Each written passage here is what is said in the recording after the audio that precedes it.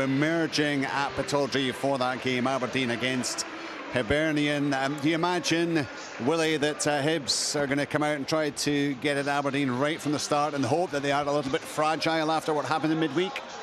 I would think that would be the case, Richard. I think David Gray would be emphasising the fact that a quick start and getting Aberdeen tested after that really sore performance and result that they had on Thursday night. I think that would be the normal way to go about it. But who knows? I don't know what's in the mind of David Gray. But certainly, if it was me, I would be wanting to test their defence after leaking the 6 goals, and it could have been easily double figures as well. So I think the natural instinct would for David Gray to emphasise how important it is to get them tested early. And of course, we've heard that all in the past over recent years about teams not being able to cope with European football domestically when they come back from a European game. So it's a huge test for Jimmy Tilleen this afternoon. It's a huge test for the players as well, their physicality, their fitness, and their mental state as well. I think it's a lot about that too, not feeling sorry for themselves, but taking up the challenge of European football, and here at home taking on a very, very good Hibs side and trying to get the 3 points. And if they can get the 3 points, then it kind of puts a little bit to bed the bad start that they've had to the season, and it gives them hope of eventually getting into the top 6. Yeah, Aberdeen with those back-to-back league wins and clean sheets. Hibernian, of course, also getting the victory last time out. They are currently in, 5th place in what, of course, is a log jam through across much of the table. Big gap at the top, with Hearts now 8 points clear of Celtic. Celtic a further 4 points clear of 3rd place Dundee United. The rest of the teams pretty well bunched up. Livingston, of course, at the foot. Aberdeen hoping to move further up the table. Hibernian hoping to push themselves up to 3rd place, potentially, this afternoon. So we will keep an eye on that. Willie will be right across it. There will be regular updates from Pittodrie, Aberdeen against Hibernian. And if anything happens in the first half hour or so, you will hear about it as we continue our build-up to our second live commentary of the afternoon, which is at Ibrox. It's Rangers against Kilmarnock. We've got the team news earlier from Thomas Duncan, so let's get to Billy Dodds and Stephen Naismith, who are there alongside Thomas. Billy, first of all, Rangers' point of view, of course, it was a hugely disappointing start for Danny Röhl in Europe on Thursday night. What have you made of the selection for this afternoon? Sort of searching to find the formula, Richard, in terms of what shape he's going to play now. He's got a number he could play today. Could stick to the 4-3-3 and play Danilo wide, or Gassama could play in behind the front two and play a diamond, or they could play an imbalance, which they've done at times this season, and Gassama could go and the wide left and Danilo just in behind the striker. So we'll see what they do. We'll see what they come up with. But Diamandi back in the team today, Miovski back in the team, Danilo in the team, Cornelius back in the team. So they are searching to find the formula to try and get them going, because I think midweek Danny Röhl found out that there is big problems here, and now it's back to square one. Can I get a team that's going to start performing on the pitch and getting some wins? Stephen, what's your belief, what's your thinking in terms of how Rangers might line up this afternoon? I think similar. I think you're sitting here and the manager's had so little time. He's had so little time in the door, but he's had even less time on the training pitch because travel, recovery, and I do think he'll have an idea of some players because he'll have watched the teams before he gets the job. But what the reality is when you get in the door is very different a lot of the times to what you see in a game. So I think definitely he's still searching, but he's searching for a team in the midst of a schedule that's very unforgiving. That you've got a semi-final, you've got a game today, midweek fixture, then you've got Europe, so there's no letting up here, and there's a lot of onus on the players to be the ones that go, do you know what, new manager in, I'm going to show him I'm going to be a main player here. That's got to be their mindset. And that's clearly what the Rangers board will be hoping for, that there is that instant reaction, certainly in terms of domestic football. Let's hear what Danny Röhl has had to say. He's been chatting with Kerdine Idsa. Danny, incredibly, Hearts 16 points clear of Rangers before kick-off today. It's a must-win, isn't it? There's no wriggle room left now. Yeah, of course. I think when you take over and you are in Rangers, then you know what you have to do. It's about winning games. It's a huge gap at the moment. But we have to focus today on this game. It's the most important key to have a good start together, get the 3 points here at home. And I think so far we didn't win at home in the league, and this is what we have to do today. You're obviously still trying to find your best team. You've made 4 changes today with Danilo coming in, Majowski. Are you going to go 4-4-2? What's your formation today? Let's see. Yeah, I want to speak not too much in the details about this because the opponent has also to look what we are doing. We have idea, what we want to do, and you're right. Yeah, when you arrived and you are just 5 days here, then you look for all the informations, for all the impression, and we have to find as soon as possible a strong starting 11. What is the best for the team? What is the best fit, and how we can play our style of football and our direction, how we want it to go. What kind of a reaction are you demanding from your players from what was a poor performance through the week? Yeah, I think it was very important that we spoke after the game, very honest to each other. There's not just tactical things, it's also basic things like effort, sprints, go in duels, be a unit, be connected, and it was not good enough. And then every opponent can beat you, and this is basic things for my football, what I want to see from my team. And I was honest to them, and this is what I want to see at first: a reaction, a team who is connected, who work hard against the ball, and has a mindset with a vertical ball possession to attack the opponent goal. So for you, do you think we'll see the first proper Danny Röhl team today? Yeah. Performance-wise, I mean. Hopefully, yeah. I think this is really what I hope, that we make a step forward from the last game. I think this is crucial. Of course, it's not an excuse, but just one more training session between the games, really. The other day was a recovery. But it's important that our mindset is clear in all the phases of the game, and this is what I want to see from my team today. Danny, thank you very much. Thank you. Billy, it's incredibly difficult, isn't it? I mean, everything he said there makes absolute sense, but to be just in the door, to be thrown into a European tie, to have one training session between that and what is now a hugely important league game, I mean, it is tough, isn't it, for the new man? It's certainly a very demanding start to his reign at Ibrox. Yeah, it's tough to get his principles across when you're trying to probably rest the team because there's so many fixtures just now, and you're trying to get them peaked again, and that takes a turnover of players, sometimes changing the team, the personnel, and then you can lose yourself within that. But it is tough. Nobody's doubting he has been thrown into the club. There's a run of fixtures that Stephen's just talked about, and really get on with it and try and find something that's going to get a good performance, a good technical performance, a good high intensity performance. But that's tough, and Stephen and I were talking about it off air. The place is flat just even before the game, Richard. I've got to tell you that. Kilmarnock will be looking forward to this game. We'll talk about them in a minute, I'm sure. But yep. And they've had a decent season so far. Found themselves sitting, was it third last week?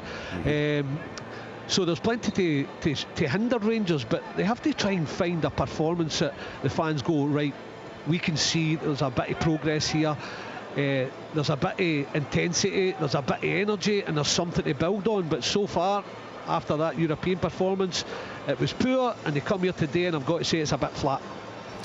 Yeah, I mean, you can understand it to a large extent, I suppose. Stephen, there would be, from the Rangers fans who were desperate to see Russell Martin go, there would be that lift you get when the new manager is appointed, but he's in the door, just, I mean, barely in the door, and they've already been on the receiving end of a hugely disappointing European but a European defeat. So you can perhaps understand why the fans just aren't necessarily totally up for it right now. Yeah, I think it's more than just the team on the pitch that they're not happy with, and that's been well documented over the last month or so. But just sit and listen to Dodgy there, right? So you've got a new manager in the door, a fixture list that's relentless. You do not know much about your squad. See, honest, they just need to win games. It's near enough impossible to have free-flowing football, probably what the manager wants, in this short period to the next international break. The best thing you can do is just grind results out, so that when they look at the league table, it's tighter than it is from now until the international break. It's tighter than it is from today at the international break, and then he can get 2 weeks of a bit of decent work into what players are left in the international. It's an impossible situation here. It's not going to be, you can't change too much, just win games. I think, how many people have you heard over the last 6 months say at Rangers you just need to win? ultimately, just win games the now and see where you are come the international break, where you have got a bit of time to breathe and put a few principles in place. Then they don't, and then they're searching. That's Russell Martin did it. He came and said, we've got to win games here. Yeah, I've got my philosophy, but we've got to win games. He didn't. He's searching. And then Danny Rowe has come in and he's lost his first game emphatically, and suddenly he's searching right away. It's sometimes it isn't. It's nearly impossible, but you've got to keep grafting, Richard, to try and find as I said at the start of your question, find a formula to try and just get the team going. Also though, see, just on that, see when you've got a head coach, right? A head coach is appointed because they've got a style and a principles that they work to, blah blah blah. That takes time. That's a bigger picture thinking. So then you've got to then discard this short-term period, because it's not. I went to Norwich, and Daniel Farker came into Norwich when I was at Norwich, and I think his run of results, we were sitting at 16th in the Championship at Christmas time from the summer, and then everything clicked and he went on an unbelievable run and gets promoted. It didn't happen overnight, so it's not going to happen. If that's the case, then you've got to accept that's going to be the process, and you're going to get results at some point. Or are you saying just win? Right, so first and foremost, it's about getting some results to lift everyone, to re-energise the place, and then once you've had a bit more time, particularly on the training pitch, you can start to implement what it is you actually want to change at the club. Yeah, I think, Stephen, I don't know if you agree, I think Hearts have done that. Poor season last year, get their manager in, he gets the principles, how he plays, his style. They actually don't play well in a couple of games. Dundee United nick it at the end, 3-0 down against Motherwell, get a point, and then they find it, and it's only points have dropped this year. Suddenly they get that confidence, momentum, and they go on an unbelievable run. With a thing that I've always felt important, and I feel that teams who are doing well in our country have a core of Scottish players in their team, and Hearts have certainly got that, and they're doing well, and it's no surprise to me, Richard. So as you look, and I know results suggest something to the contrary, but as you look at that squad, will Danny Rowe have the tools at his disposal to actually make a big change there? I'm not sure, if I'm honest. And from what I've seen, I think there's good players here, but it's the mentality side of it. And you've seen so many players play at Rangers and Celtic over the years, and they're good players, but when the crowd's on you, when you're drawn with 10 minutes to go, it's about making the brave decisions that are going to win you the game or get you back in the game. I've not seen enough of that, and that's the part where I said at the start, if you are a player with a strong mentality, I was at Rangers as a young prospect. In my first year got a bad knee injury, come back mid-season and I'm written off. That's the moments, and it might not be for a bad injury, it just might be that you've not settled well, but there becomes a moment that you either need to go, no, I'm going to show you what I am, and have a bit of anger towards all that negativity towards you, and you just dig deep and you maybe score a goal or have an assist, and then the next week you score a goal and it just builds your confidence, and then the true you comes out. That I've not seen enough of that, and we're at this point in the season where players in this squad need to have that mindset of, I'm going to show all the folk that have written me off. It's a sliding doors moment for individual players, and then if you can have that mentality as an individual, then collectively you'll click sometimes. And I'm saying sometimes, Richard, because I'm like Maisie, I'm not sure, and we're working with a lot of the players in at Rangers, I'm not sure if they'll get to that moment Stephen's talking about, where you go, right, this is the sliding doors, I am going to kick on. I don't care if the crowd are on my back at times, I'm going to show them I'm a right good player. There's maybe one or two, but there's not enough.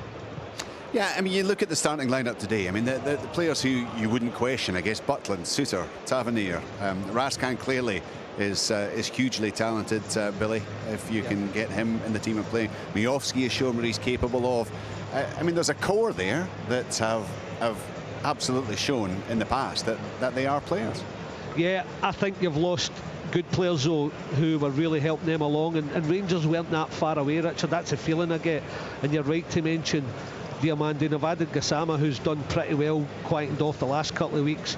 Suter was doing pretty well, but I think when you lose the likes of Czerny and big Leon Balogun, who I'd love to have had him 10 years earlier, but he had the right temperament, he was the right sort about the club. So there's a lot of good players gone, and they had to keep them and try and add to that, and I don't think they've done that. They've let the good ones go, and brought in ones who so far aren't performing. I'm not saying they can't, but they've got to start showing it soon and get to that moment that Nazy's talking about, where they go, I don't care, I'm just going to start playing well. I don't care if the crowd are on my back. I don't care if I'm not playing well. I'm going to find a mentality and a will to do well at this club. But I'm afraid collectively they've not shown that, or nowhere near it so far. We'll turn our attention to Kilmarnock in just a moment or two. Let's get to Pittodrie. Early stages, Aberdeen against Hibernian. Willie Miller. It's been pretty energetic from both sets of players. Oh, that was a corner taking Nicky Cadden into the box, and I'm afraid Mitov absolutely nowhere near it, but they survive it. Aberdeen have had the better opportunities. Gavin Malloy should have at least hit the target when he pounced on a loose ball from a corner as it dropped to him, and they just probably try to put too much power behind it, and it went by the near post. And then Auschis had a really good opportunity down the right hand side. They kind of tugged at his shot, pulled it, and it went by the far post after really good work from Kevin Nisbet and Carlson linking up well. So Aberdeen having the two opportunities, but the game, I think from a possession point of view, has been pretty even, but as yet Hibs haven't really tested Mitov in goal. So Aberdeen getting at least the chance in the early stages just to stabilise after the disappointment, a huge disappointment in midweek. Goalless it is, 14 minutes played at Pittodrie. We'll be back to Willie to get updates, and certainly should anything dramatic occur there, you'll hear about it right here in Sportsound on BBC Radio Scotland. We're building up to our second live commentary of the afternoon, which will be at Ibrox. It's Rangers against Kilmarnock. We're going to turn to the Ayrshire team now and hear first of all from their manager, Stuart Kettlewell. Stuart, I just wonder if there's any updates on your goalkeeper Max Striek. Do you know how long he's going to be out for and when you might get him back? No, there's nothing to add on. I think we were as transparent as we could be last week. I think from what we've said to this point, everybody gets a reasonable handle of the situation that we find ourselves in, and most importantly that Max finds himself in. So I think again in due course, when people need to be updated, they will be. What are you stressing to your guys today? No, I think we just want to show a reaction from last weekend. I think we see that Hearts turn out another good result, which can obviously happen. You know, we were disappointed by the very nature of the goals last week that we conceded. So I think it's just reminding ourselves that level of concentration against good teams, good players, tough environments has to be on point. And to be fair, that's kind of been a bit of an anomaly in what we've seen for the group. So we strip it back and we put ourselves in a position where we've got a game plan. We understand what we want to look like coming here today. It's going to be difficult. We understand the result that Rangers had the other night. It's their new manager's first home game. I've been here often enough to see and hear what that atmosphere can be, especially if Rangers got off to a good start. So we need to make sure that we carry ourselves well in the game, that we carry a threat, but also we nullify the obvious threats that they have on their side. A couple of big players back for you as well, Jamie Brandon and Brad Lyons in particular. Yeah, listen, I've made a couple of changes in there off the back of last weekend, but part of that is the particular game you face. Sometimes you look really specific to the opposition player that you feel that you might face up in that area of the pitch. So yeah, that's a decision that's been made. Those are two big players for us, as you rightly mentioned. I think Jamie was arguably our most consistent player until he got injured.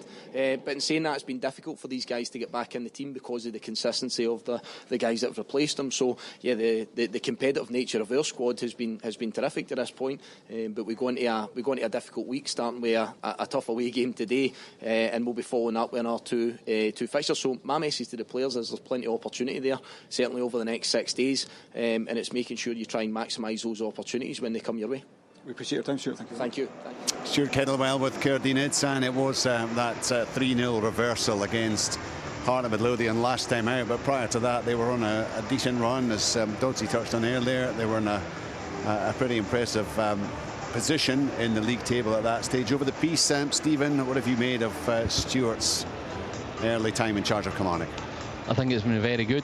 It's probably the biggest rebuild in the league in terms of players and getting new bodies in the door in a short period of time, and Stuart's a really good coach. He improves players. I think you can see that. The biggest highlight of that is Watson. He's not just the energy now, he's now being involved in goals. He's getting more shots than anybody else in the team, and he's finding himself in good positions. I think take the game against Hearts last week. The biggest difference in the two teams was both boxes. Hearts made better decisions in the final third, and they defended better than that. But I thought in the first half, Kilmarnock were the better team, and they just had lacked that bit of quality to make a really good chance rather than a hopeful chance. And their defending was the 3 goals that Stuart touched on after the game. He wasn't pleased with the level of defending, but I think Kilmarnock have had a solid start from. Again, a lot of the fans weren't enjoying the football under Derek McInnes. I think they're enjoying it much more now, and they've had the results to back it. The two 2-0 wins is excellent results against St Mirren and Dundee United, so I'll be about carrying that on. And one other thing I'd say about today, Stuart Kettlewell's setup of his teams against the Old Firm in Glasgow over the years has been excellent. He knows how to quiet the crowd down, he knows how to stay in the game, he knows how to get his team chances in games, so it'll be interesting to see if he can continue that on today. Talked earlier with the boys at Tynecastle, Billy, about the self-belief required when it came to Hearts and potentially, well, overcoming Celtic this afternoon, but pushing on. Is there a self-belief requirement for those Kilmarnock players? They've got to look at the run of results Rangers have had at Ibrox and believe that this is a chance for them, don't they? Oh, absolutely. I mean, it's sending out the message. I think they'll realise what's maybe there at the end of the game. I think this is all the messages Stuart Kettlewell will be sending to his players in the dressing room. Final team talk. We win today, we go joint third again. There's so much there for them, Richard. Rangers aren't at their best. Forget last week's performance. We need to get back to things like Dundee United away, when we were sensational, solid defensively, and we created numerous opportunities and took 2 of them. So that's the message you'll be sending out. There'll be a realisation there what can be at the end of the day, and that's the way he'll be handling his players. They have been really good so far this season, and now find themselves out the top 6. That's how close the league setup is. So it's about getting back to getting through those stages of the game, making Rangers realise where they're under pressure anyway, that you can't kill us off early. You're going to have to win this game and deserve it, rather than we're going to hand it to you. So they've got to make it tough for them, and if they do, they've a real opportunity here today to get themselves back into joint third. Yeah, I was looking at the list of my stats there, the Kilmarnock goal scorers, and you see that it's 4 as the top goal scorer so far, Brannan and Daniels across all competitions. I'm thinking, it's a bit of an issue for sure. But actually, if you then look at the run of games, I mean, they are regularly scoring 2 goals a match. It's just that the goals are being spread out right across the team, which is no bad thing, isn't it? Yeah, I mean, the only time they haven't scored 2 was it? No, sorry, it was Celtic. Lost to Hearts, lost to Celtic. Yeah, it was the Hearts game I was going to touch on, but only one against Celtic. Yes. So they can score goals. Rich, they got it perfect. I watched it coming in the studio, the Dundee United game away, and they were so solid in that game. United didn't look like breaking them down, and we all know how well Dundee United have done, and how, especially going forward, they're potent. But they really snuffed them out, and then their play going forward when the counter-attacked was incredible, and their finishes and their goals that day, especially Bruce Anderson's, was 3 passes bang right in the bottom corner. That is the sort of game we've got to play today. That goal. Yes, Stephen. That goal that Dodgy's talking about, Bruce Anderson, that is one of the biggest differences, I think, from David Watson that Stuart Kettlewell's done. He finds himself in a brilliant wee pocket in behind the midfield. It's a one-touch layoff, but he does so much work for Bruce Anderson, and I think that shows you an example of what Stuart Kettlewell will do to all these players at Kilmarnock. He'll improve them individually, which will get them better results as a team. The players will be out shortly, and we'll have full live commentary from that one. Play continuing at Pittodrie, moving on towards the midway point of the first half. So, Willie Miller, what's been happening? Just over 20 minutes. Richard here at Pittodrie. The pattern's the same, you know. Both sets of players are very keen to get the ball forward early. There hasn't been too much quality in the opposition or in and around the opposition goals, and that's where the issue lies. Aberdeen's had the better opportunities, and they've had more of the ball in the final third. Carlson had a low shot to add to the Auschwitz one that went by the post. Should have done better there. And Gavin Malloy, probably looking back on it, that was the best opportunity of the game, as it fell to him some 8 yards out, and he just lashed at it instead of showing quality and a bit of composure. He lashed at it and put it past the post. Josh Mulligan had a strike that went wide from about 20 yards. So there's a lot of intent there to get the ball down, to pass it, to play some nice football, to go forward pretty quickly as well, but no end product as yet. After 23 minutes, it's still 0-0.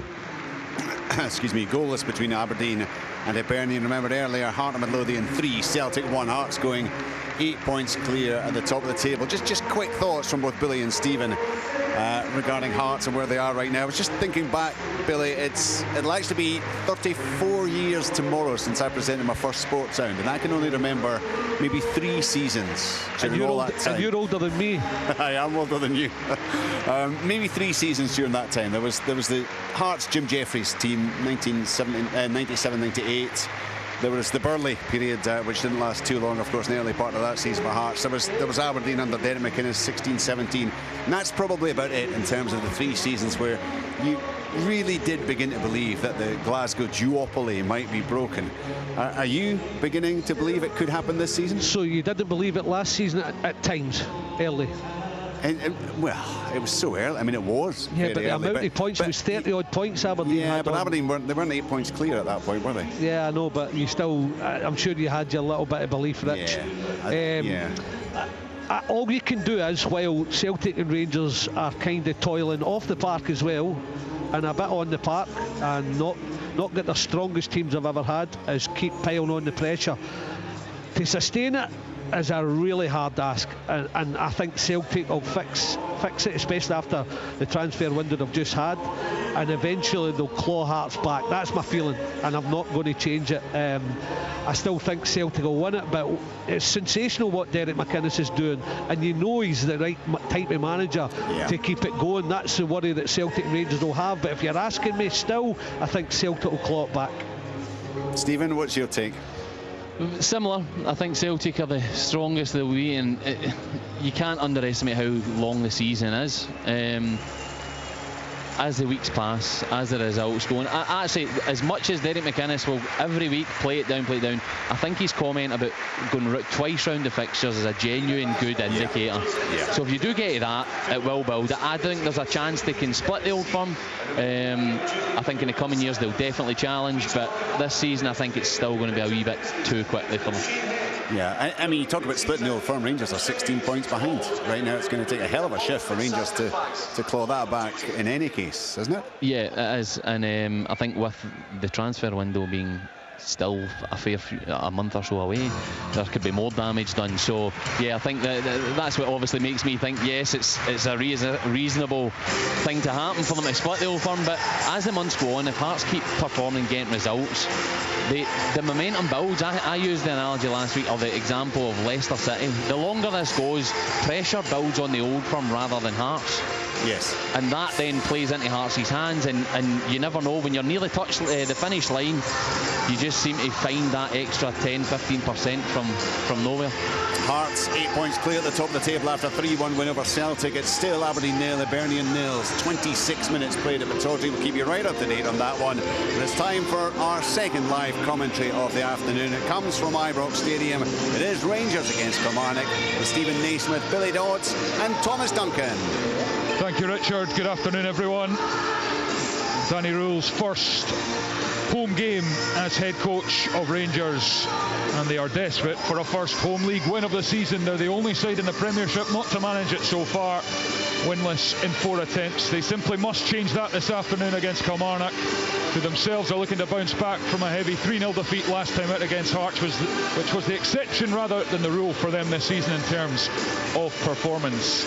It is Remembrance Day here at Ibrox because this is their final home domestic fixture before Armistice Day next month. So we're going to have a minute's silence now just before kick-off, and there is a display in the Sandy Jardine stand opposite us. It says Rangers Remembered. So the players just lining up on the centre circle now. getting ready to observe this moment's reflection and remembrance, and then we will bring you all the action here live on Sports Sound on BBC Radio Scotland. As the stadium prepares to fall silent.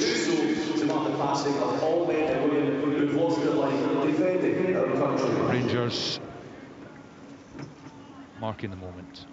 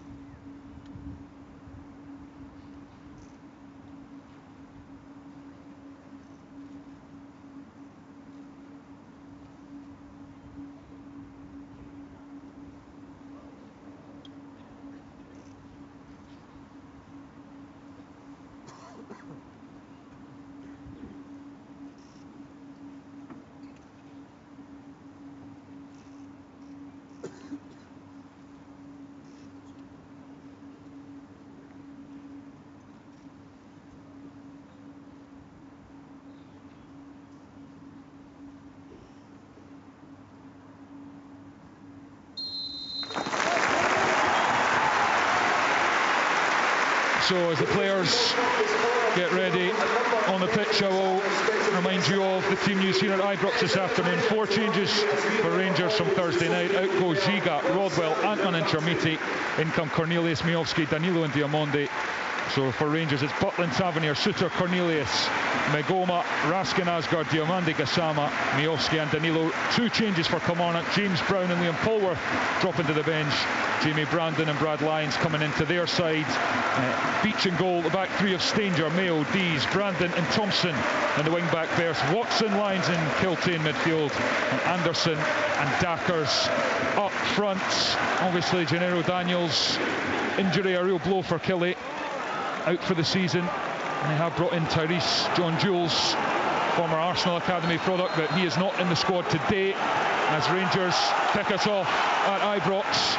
Suter with a long ball forward with the right foot. Up goes Miovski, flicks it. Jamie Brandon will get there for Kilmarnock. He's pressured by Gassama, and then it's David Watson up the line, and it'll run out for a Rangers throw-in. Kilmarnock coming here, looking to end a poor run at Ibrox. Their run against Rangers overall is decent, but all 5 of their recent victories have come at Rugby Park. Can they take advantage of a frail Rangers team? And it is the home side in possession. Asgard combining with Raskan, and Lyons, the returning Killie captain, just late with the challenge on Raskan, and it will be a free kick to Rangers just into Killie's half, and they get on with it quickly. Tavernier up to Danilo, first time out to the far side, and it's Diamonde plays it for Danilo out wide, goes towards the corner flag on the far side. Not got much room to work with. Gassama whips it in, but it's blocked fairly easily by Kilmarnock, and then breaks for Thompson, and Killie get the free kick on the far side. Rangers setup here is a bit lopsided. I think Tavernier is kind of being a back 3 in possession. Gassama wide right, and Danilo's just kind of playing off Miovski, and Magoma's been the one that's getting up and down the left-hand side. So it's in the possession, it's a bit of a back 3 build, but I think out of possession you'll see it as a 4-4-2. Yeah, interesting. Danny Rule looking for far more intensity and just energy from Rangers than he got on Thursday night in Norway. Insipid performance. It's flicked up to Anderson on the edge of the Rangers box, half away, and Diamonde battling. The low strike comes in, and Butland has to make the save. It was relatively comfortable, but that's Kilmarnock up the pitch quickly and getting an attempt on target. Last week in the Hearts game, Dackers caused all sorts of problems, and first long ball up to him, he does really well, holds off John Suter, keeps that ball in the final third, and it's a good effort from 20 yards out. Yeah, steered it on target. Butland's went down to his near post to smother it. Tavernier carrying out for Rangers up to Danilo. A rare start for him this season, the Brazilian. Back to Butland, and then out to Cornelius. in for Giga this afternoon. Magoma, the left back to Cornelius. Bruce Anderson closes down the space, and Cornelius has to go all the way back to Jack Butland. Yeah, Rangers won 8 in a row against Kilmarnock here at Ibrox, including a 6-0 win here last season. The Rangers certainly don't look like scoring in sixes this season so far, but will they get more up front this afternoon as Magoma tries to bring down a clip ball over the top? Jamie Brandon is pestering him and eventually wins the goal kick. 3 minutes in, goalless at Ibrox. And we'll keep you up to speed with what's happening at Pittodrie as well. Aberdeen 0, Hibernian 0. That was a half-2 kick-off. Willie Miller there for us after, of course, a sensational 3-1 win for Hearts at Tynecastle over Celtic. Beach is ready to take this goal kick for Kilmarnock. Of course, Max Stryjek with a health issue out for the foreseeable. We're forced to bring in Toby Oluwayemi on loan from Celtic, an emergency 7-day loan. He's on the bench for Killie this afternoon, so problems there. As I mentioned, the problems up front with Janiro Daniels' injury while on international duty. Here is Cornelius into midfield for Miofsky, who lays it back to Raskan first time and then spreads out to Tavernier. Tavernier steps across halfway. Tavernier slides it down the right hand side for Gassama. Space to cross, pulls it back. Chance here, what a challenge that is. And then it's blocked, the follow up as well. Sliding challenge ensured that there was no easy sight of goal there after that pullback from Gassama, but excellent play from Rangers. Yeah, Nazy was just saying to me somebody needs to run beyond, and they do, and then Gassama does it out in that right hand side, cuts it back. It looks as if I think it was Raskan going to go on the end. Eventually the Kilmarnock defender gets a tackle and it falls to Danilo, and he tries to place it into the right hand corner of the Kilmarnock goal, but it's well blocked away. But good chance for Rangers. There's been a goal at Pittodrie, Willie. There has. It's gone to the visitors. Cleege on the end of a through pass got in behind the Aberdeen defence, although two of them were chasing them back. Two of the central defenders were chasing them back. Showed a lot of composure, just took the little touch and side footed it into the back of the net. Well taken goal on the break. It's the first real piece of quality that we've seen in this game, but Hibs take the lead here at Pittodrie. Thank you, Willie. Rangers in possession here at Ibrox, goalless after 5. Here's Cornelius. Asgard's waiting for the run from Magoma, kind of delayed, and Brandon gets back in, but Magoma has done well to win a corner off the Kilmarnock defender. Ibrox enjoyed that little burst forward from Magoma. I thought he'd left it too late to get on his bike for that one, but recovered well. I put the burners on. I must say, I like the shape of this Rangers setup with the 3-man build, but the position of everybody is causing Kilmarnock to be pinned back in the back 5, but there's space and there's more intent than we've seen in recent weeks. Tavernier is over this corner kick. Jamie Brandon looked like he was limping there after that challenge, and he has had an injury this season. Back in the side today, so we'll monitor that one for Kilmarnock. But Tavernier swings into the near post, a poor delivery, and Brandon heads it away. Gassama now picks up the loose ball, gives it to Tavernier. He'll get another attempt, hoist this one to the back post. A far better ball, and that comes off a Kilmarnock shoulder, I think, and goes behind for a corner on the other side this time. Yeah, you know he's going to put in a good cross. James Tavernier, you know his quality, and he puts it right in that back area, and Dackers has got to match his man all the way, and they get another corner. But I would have liked to have seen Brandon maybe get out to the ball and try to stop that cross a little bit quicker. Yeah, I wonder if he's nursing something after that little challenge with Magoma earlier. Here comes the corner, outswinger from the other side, and Cornelius goes up down into the turf with a header, but it skips away off target, and then it's cleared by Robbie Dees out for a throw-in on this near side. But a performance of far more intensity from Rangers so far. Quick throw-in, Diamonte to Asgard, curls one in, and the goalkeeper Beach makes a good call. The defenders leave it, and he gathers. And Rangers will be hoping to try and test him this afternoon, just 22 years old.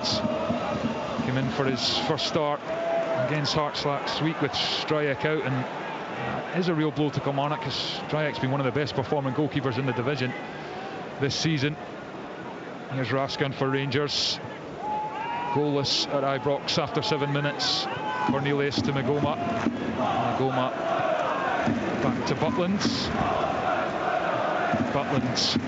to Cornelius. and then Suter, Cornelius, and he floats one over the top, but too much on it, and it goes through to beats the goalkeeper, but Cornelius is down if he was caught there after he'd released that ball. Rangers fans a little groan. Referee, incidentally, is Kevin Clancy today. VAR is Grant Irvin. So Cornelius is back on his feet, looks okay. Rangers, an abysmal record so far this season, just won 5 of their 19 games. And Danny Rule knows that has to change quickly. Injured is technically there, the German, and that's a poor pass into midfield, but Lyons has given it straight back. Diamonde spins and loses his footing, and Lyons gets another chance here. He's into the centre circle, turns away from Cornelius, who then bites back and gets a foot in, but illegally, says the referee Kevin Clancy. Kilmarnock free kick, just in the centre circle. I think Kilmarnock will be happy to slow it down at every opportunity. Rangers started pretty well. 9 minutes in, they've had a few opportunities playing at a real intensity. They are a back 5. I mean, off the ball, they're trying to get it narrow because they've lost those poor goals midweek. Tavernier's narrowing off, so there's no gaps here. But in possession, they're getting Gassama so high, Magoma so high, and that's releasing midfielders as well. So it's a system, so far, it seems to be working. Yeah, it'll be interesting to see how much Danny Rule can get out of JD Gassama. Obviously worked with him at Sheffield Wednesday, and he was the player he picked more than any other. When he was there, he was a massive player in helping keep them in the Championship and then to a 12th place finish amidst real turbulence off the pitch at Hillsborough, as Magoma finds Diamonde on the underlap and just inside the box, and the challenge goes in with Brandon. The Rangers fans looking for a penalty.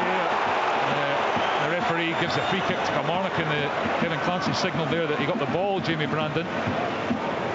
For me, I think he should have just let play go on there. I think Diamande tries to check back inside, and Brandon just uses his body, but the ball kind of ricochets between them, and he should just have let the play go on there. I didn't see a foul for anybody, really.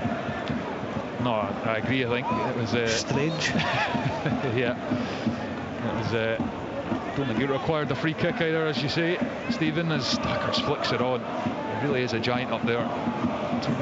Rangy striker for Kilmarnock. Asgard has picked up a loose ball and then pinged a ball way too far over the top, and that's going to run for a Killie throw in line with the edge of their own box. Only Aberdeen and St Mirren have scored fewer in the Premiership than Rangers this season. Before a ball was kicked across this weekend, playing with, well, technically 2 strikers on the pitch, in Miovski and Danilo,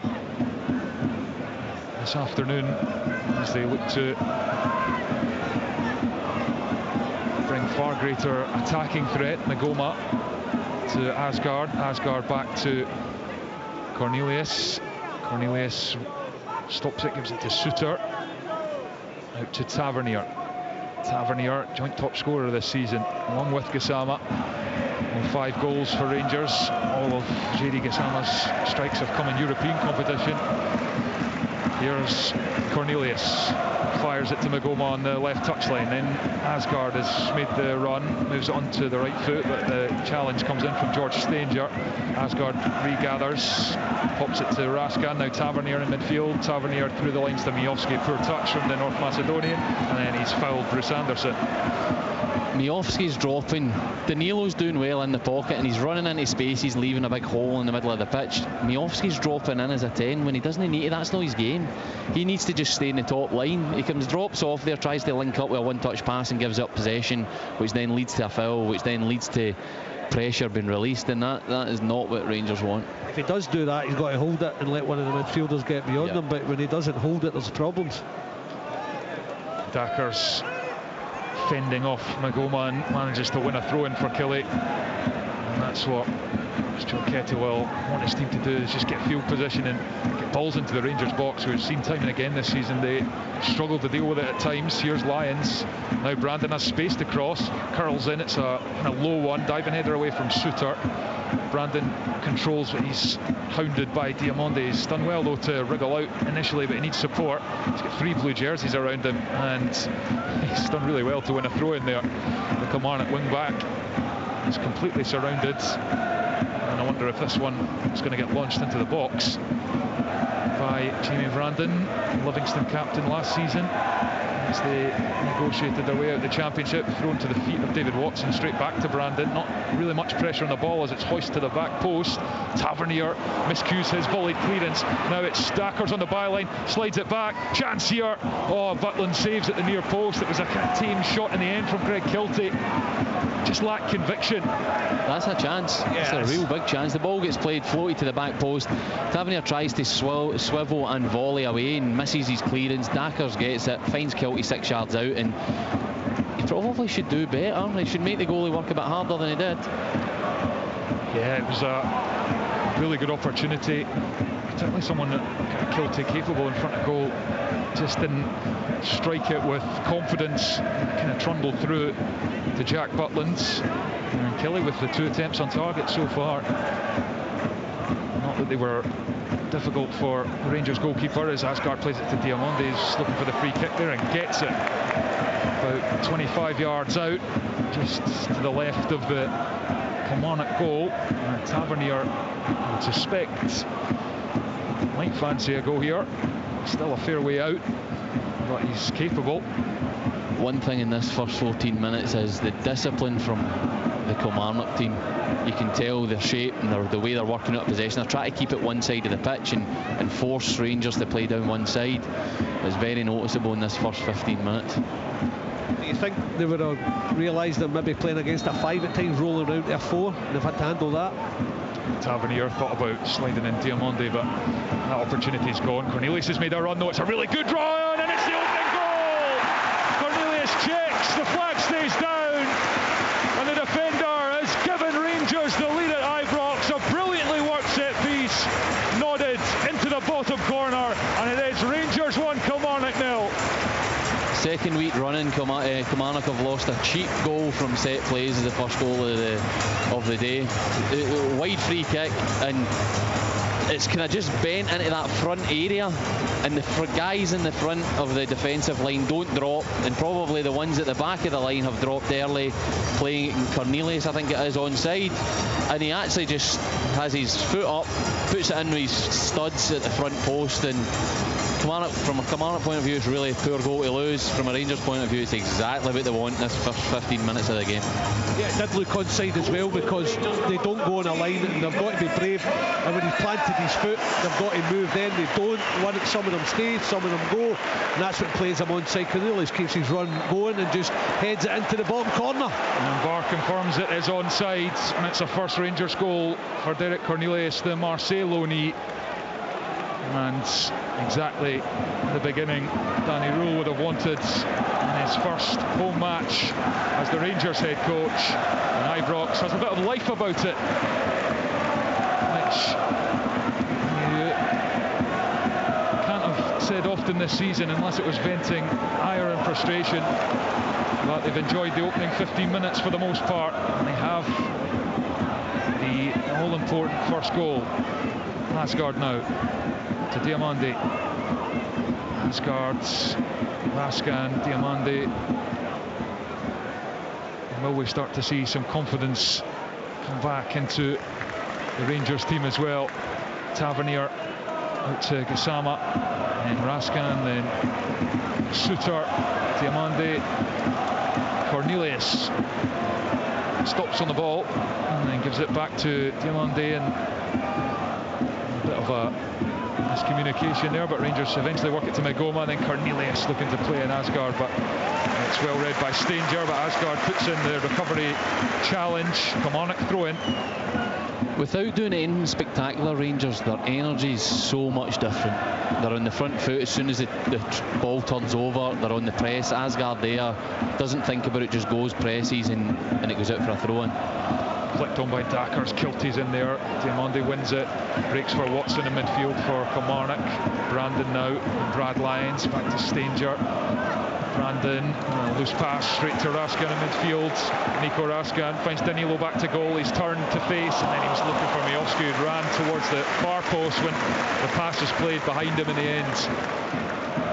Yeah, I'm watching Danny roll down there, and he wants when they lose the ball to get after it, and he did on that occasion. Kilmarnock give it away, and there's an opportunity. Just Danilo hit the wrong pass, or it's either that or Miovski made the wrong run. The worrying thing and the gut-wrenching thing for Stuart Kettlewell is they've lost their goal from a set piece. They've been quite organised, as Nazy was talking about, and they've stuck to their task and through that early moments when Rangers are kind of putting them under pressure, and then they give a free kick away and they lose the goal from it. That'll be the thing that'll be angering them the most. And Hibs 1 goal advantage remains at Pittodrie, where it is half time. So we'll hear from Willie in due course as Magoma blocks that pass up the line. But that Kilmarnock goal almost happened in slow motion. You could see exactly what Rangers were going to do, and Kilmarnock just didn't react. I don't know if some thought they could step up and play offside, or in these situations it's so hard for the back guys to trust they've got to stand their ground and wait till the ball's to hit. When they don't, they kill the guys at the front of the line, because they're then behind the forwards that are trying to attack it, and they've got no chance to defend it, and that's how it played out. So it's a really soft one from Kilmarnock's point of view. And they've now got to try and recover it. Throw in halfway up Rangers half. Jamie Brandon flings it to Dackers. Again, gets his head on it, but Suter gets his body in front of Bruce Anderson in the ball and shields it and runs out for a Rangers goal kick. Rangers 1, Kilmarnock now. We've played 19 minutes. Rangers looking to move themselves up the table, and a win today would now get them 6 points behind Celtic, who of course are now 8 points behind Heart of Midlothian. Suter to Tavernier clips one down the line for Gassama to chase, and chase he does, but Thompson's got speed too, and the ball runs behind for a Kelly goal kick. And I guess what you're looking for from Rangers, as Stephen has said, is they've started with good intensity, but sustaining that, which they've not been able to do all season. I think what would give them more of a threat is that link up between Miovski and Danilo. If they can get that to click, they'll give the defence a bit more problems than they have done so far. Suter heads it into the centre circle, then Gassama to Diamande, brilliant turn from the midfielder, offloads to Raskin, then Asgard gives it to Magoma takes on Jamie Brandon, who's got the wrong side. Magoma high cross the back post, it's a bit too high, but Danilo controls it on the chest and it takes it out the area. Danilo has Gassama for support, gives it to Raskin on the corner of the area. Now it's Gassama ducking and diving, and starts again, takes it inside, still going. JD Gassama, his pass is deflected up into the air, hits off a few bodies and comes to Diamande, flick to Gassama, back to Tavernier, and Rangers will start again just outside the centre circle as Suter gives it to Cornelius, then Raskin in midfield, Raskin to Asgard to Magoma left hand side, one-on-one with Brandon, comes infield, lays it to Cornelius, the goal scorer. Magoma now got two in front of him, Brad Lyons and Jamie Brandon. Suter to Tavernier, and Kilmarnock back in their shape and forcing Rangers backwards, and that was a brilliant pass from Miovski, and again he's tried the first time return to Asgard, but doesn't come off. He's got to take one in, and he's just going to hold it. That's a great touch from Dackers. He's kept that in wonderfully, Marcus Dackers, and then he fends off two blue jerseys, and then it's fired up the line looking for Watson, but it's straight to John Suter. He's almost trying too hard, Bojan Miovski. He realises he's got to hit the ground running at this club. He scored a couple of goals, but he's not the way he was at Aberdeen. Lack of game time at Girona, you can see it's playing out where he's not quite at his sharpest, and then when he gets the ball, just do the basic things, just take a touch and lay it off and make sure and be safe. Yeah, well, he's coming to two clubs in a bit of turmoil after leaving Aberdeen, Girona and Rangers. Not that the two Aberdeen sides he played in were wholly functional. He still banged in 20 goals a season for them. That's going to be a Kilmarnock free kick, 10 yards into the Rangers half. Watson is caught. But definitely worked in not losing goals, Rangers. You can see we playing the three with Tavernier narrowing off. They get into a 5 at times. They roll it round to 4. Derek McInnes used to do it at Kilmarnock and always make sure he had at least a back 4 in place. Gassama's so important, positionally getting round, and Magoma, it's freeing him up a little bit from his defensive responsibilities because he's had a tough time defensively. He has. So one thing I would say is, see when they're beaten though, they stop the game. Here's Kilty. Whips it across a dangerous one, and Robbie D's got up. Cleared by Rangers. Now it's Jamie Brandon back in the centre circle for Killy. Lyons to Brandon. Brandon clips out to David Watson. Leaps in the air. He's always so good at timing those jumps, David Watson, and Magoma with a good challenge on Kilty. Killy throwing. Yeah, just going back to what Dodgy was saying there, not conceding goals. See, anytime they are vulnerable, they stop the game. They don't let Kilmarnock have an attack. They just accept they'll give a foul away in the middle of the pitch, and that's been evident. Well, just one clean sheet in the league this season for Rangers. That's Kilty. Oh, he's done brilliantly to nutmeg the Rangers player there. Gets the byline, stands at the back post. Thompson, the first time ever, he's dragged it out for a throw-in on this near side. From our angle, initially it looked like it might go across, but he's got it all wrong, and that's another good chance though for Kilmarnock. He's got it with the inside the foot in the volley, but brilliant play from Kilty, little nutmeg and Gassama, and then hangs out a lovely ball, and you're thinking, oh, that is on a tee for him if he catches that sweetly, maybe with the outside his foot. You're talking that forward, Dodgy. Yeah. That was a left wing back that was trying to smash that. Yeah, left wing back, but he plays left back as well, so yeah, a defender. Correct, aye. Yeah, I don't know if he even might have had time to take a touch and get a quick shot away. Not sure. It's probably the right option, but execution all wrong as Anderson flicks it on. Suter comes across to deal with that. Edge of the Rangers box. Stanger with a heavy touch. Nice feet from Asgard. Opens up the pitch with a pass for Raskan. That's nice stuff from the Norwegian. Raskan into the middle for Gassama, and then out to Magoma on this near side. Magoma sees the grass behind Jamie Brandon, and he takes it beyond him. Magoma flashes the cross into the near post. He was caught there by Brandon, and I think this might be a yellow card as well for the Kilmarnock defender. Kevin Clancy's having a word with him. It's certainly a free kick. I'm surprised if he doesn't get a yellow here, because it's one of those where Magoma's going to swing the ball in. Jamie Brandon's at half yard behind him, and he just sees the opportunity to wipe him out. Yeah, it's a desperate lunge, really. Not that it was a really bad challenge, but he went in with a bit of force, but he's getting away without a card here. It's also the third time Magoma's received the ball, loads of space, and just knocked it and ran, and he's getting so much success from that. Yeah, absolutely. Good to see a player just taking on their man, and he did so there to great effect, because he's won a free kick, and Tavernier is going to send us to the back post where all the players are queuing up. Cornelius runs near post. Oh, he's curled onto the roof of the net, James Tavernier. It's really poor from the Rangers captain. I expect better. A wasted opportunity. 1-0 Rangers remains.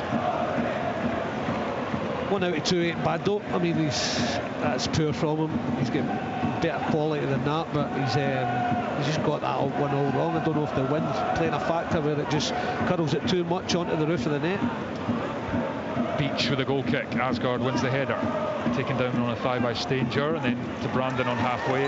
Diamande thinks he's won the throw-in off Brandon, and he has. And Rangers, and the guys have just been picking up on little things that Rangers have done or Danny Rule has done to try and improve things, steady the ailing ship.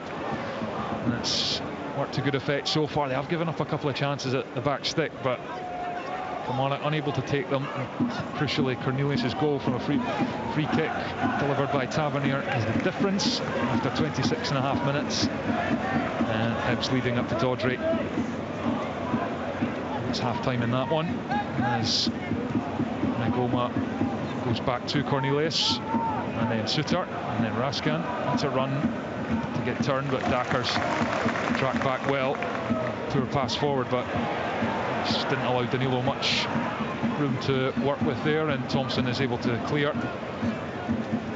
Rangers throw in their own half, and it's taken quickly to the feet of Suter. Now Cornelius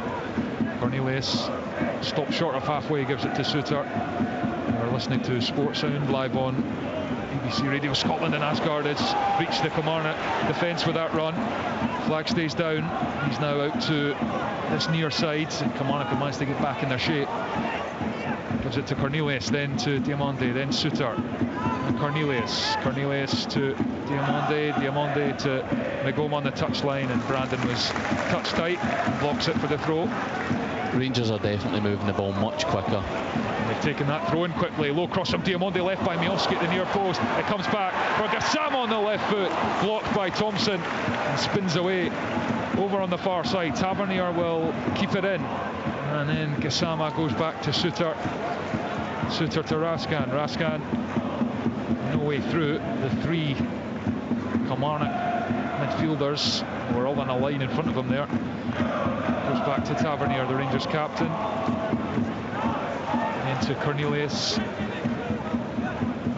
under pressure from Dackers, and then the big striker loses his foot, and Cornelius lays it high for Magoma with space to cross, and it's blocked by Lewis Mayo.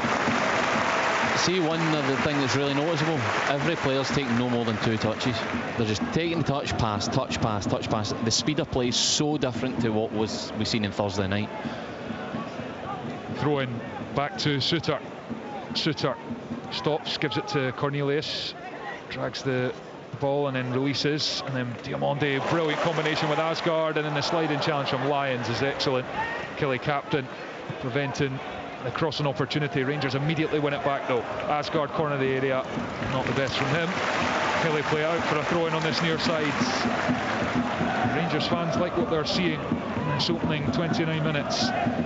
Yeah, there's no doubt, Stephen said, that in possession quicker, out of possession pressing quickly. That's his mantra, that's what he said to the players. See, they're trying to take on board, they're having a good spell. What I would say, I wonder if Kilmarnock would think about going to a back four at some point and just getting 2 in wide areas, because there's 1v1 in wide areas, but Rangers have got that much possession, they're forcing Killie back all the time. I'm just wondering if they would maybe help them in terms of just getting a little bit more stabilised wide areas, make it difficult for Rangers to get in behind there, because sometimes it's a midfielder that's going in there as well. It's not just Magoma, they're getting runs from Asgard at times as well. Sometimes Diomande hits those wide areas, and it's tough for Killie. Here is Danilo on halfway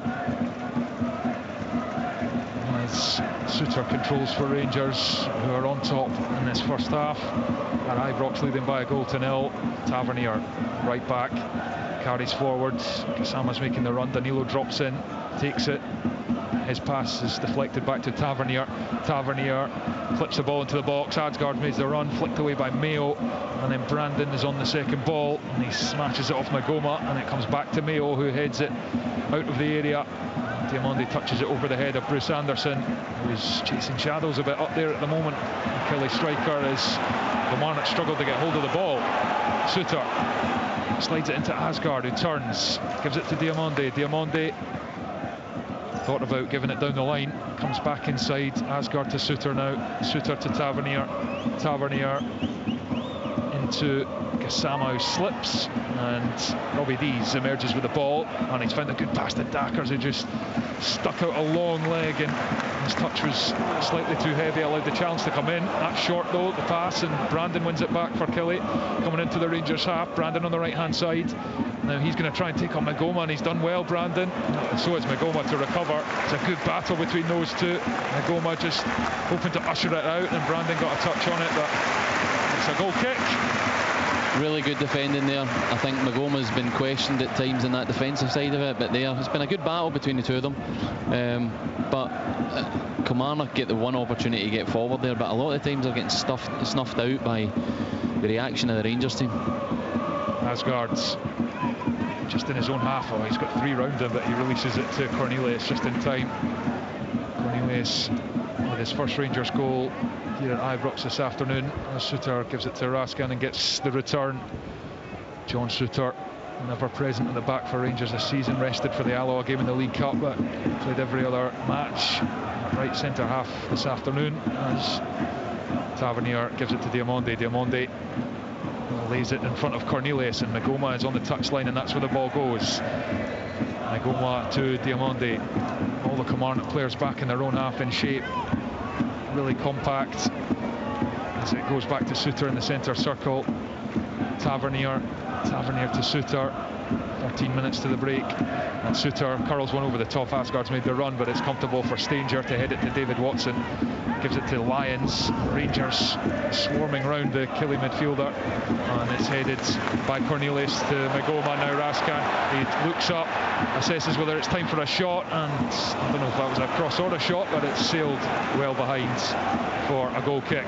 Again, ball turns over 30 yards for Kilmarnock's goal, and Rangers just don't think what's behind them. They just go and press, forces Kilmarnock to play long. Cornelius wins the header, and Rangers have another attack. It's been a very good 32 minutes so far from the Rangers team. It's a complete match-up, but Rangers have the better players, so they're forcing Kelly back, and it allows one of their centre-halves to step in as well, knowing that there's still a two there. Things that were happening during the week where if one goes, it's wide open, so they've definitely looked at it defensively and up to tempo a wee bit, both in possession and out of. Long way to go, but that's huge credit to Danny Rule to turn it around, because they've basically not trained since Thursday. Definitely, the message has all been in the meeting room. They'll have been on the pitch minimum time, so he's managed to get that. But listen, he's got a very good reputation as a coach, and a lot of that is not just on the pitch. It's your meetings, it's your presentations, and I'm thinking that's going to be what he's doing his heavy lifting for the next 3 weeks anyway. Yeah, absolutely. Congested fixture list for Rangers, as it is the rest of the division. They've got Hibs away on Wednesday, and then the League Cup semi-final against Celtic, then Roma here at Ibrox in the Europa League.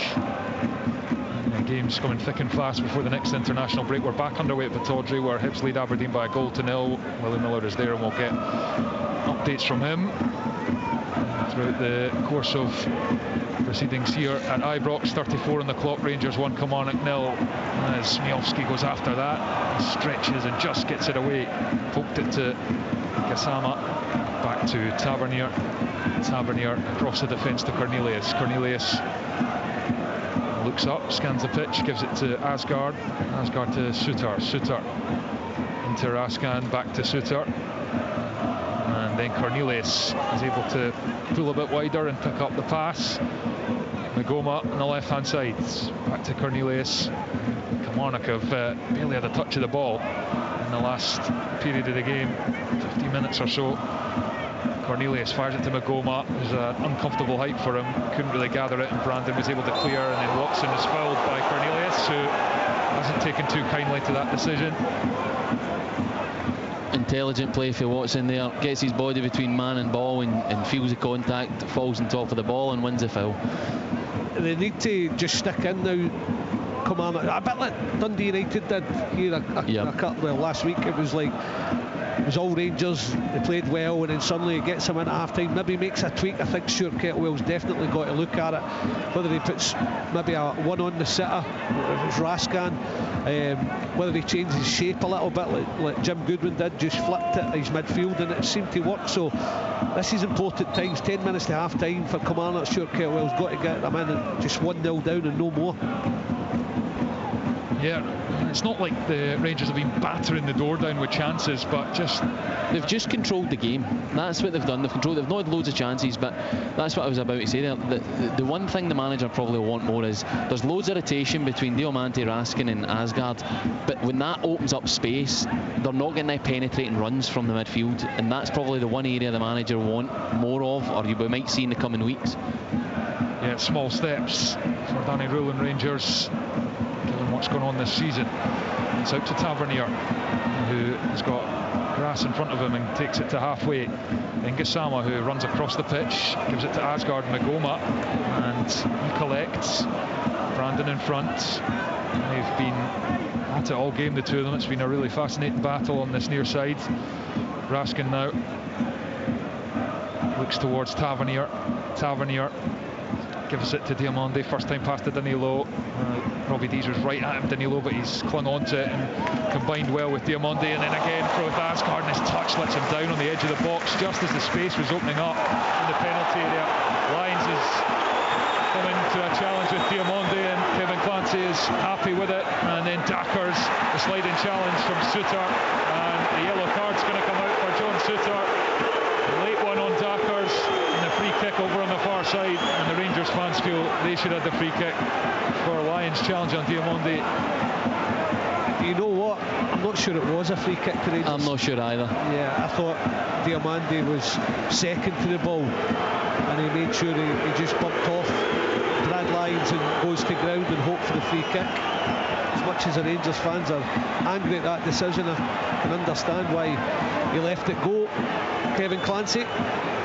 Well, to be fair, at least they're going back to normal service. They've been angry at the officials rather than the team, which is what's happened for most of the season. What didn't help was John Souttar wiped out Dackers in the wide area, and the Rangers fans feel aggrieved that he never gave the first foul. Yeah, and it's a free kick right on the far side, just in from the touchline, about 10-12 yards from halfway. So Kilmarnock are using it to get a few bodies up, and it's curled to the edge of the box. Dees got the first header, goes up into the air. Anderson's underneath it, and he's got in front of Miofsky, and then he tries to dig out the cross, but Miofsky's blocked it. But Kilmarnock have a corner kick. They trail by a goal to nil, 7 minutes to the break.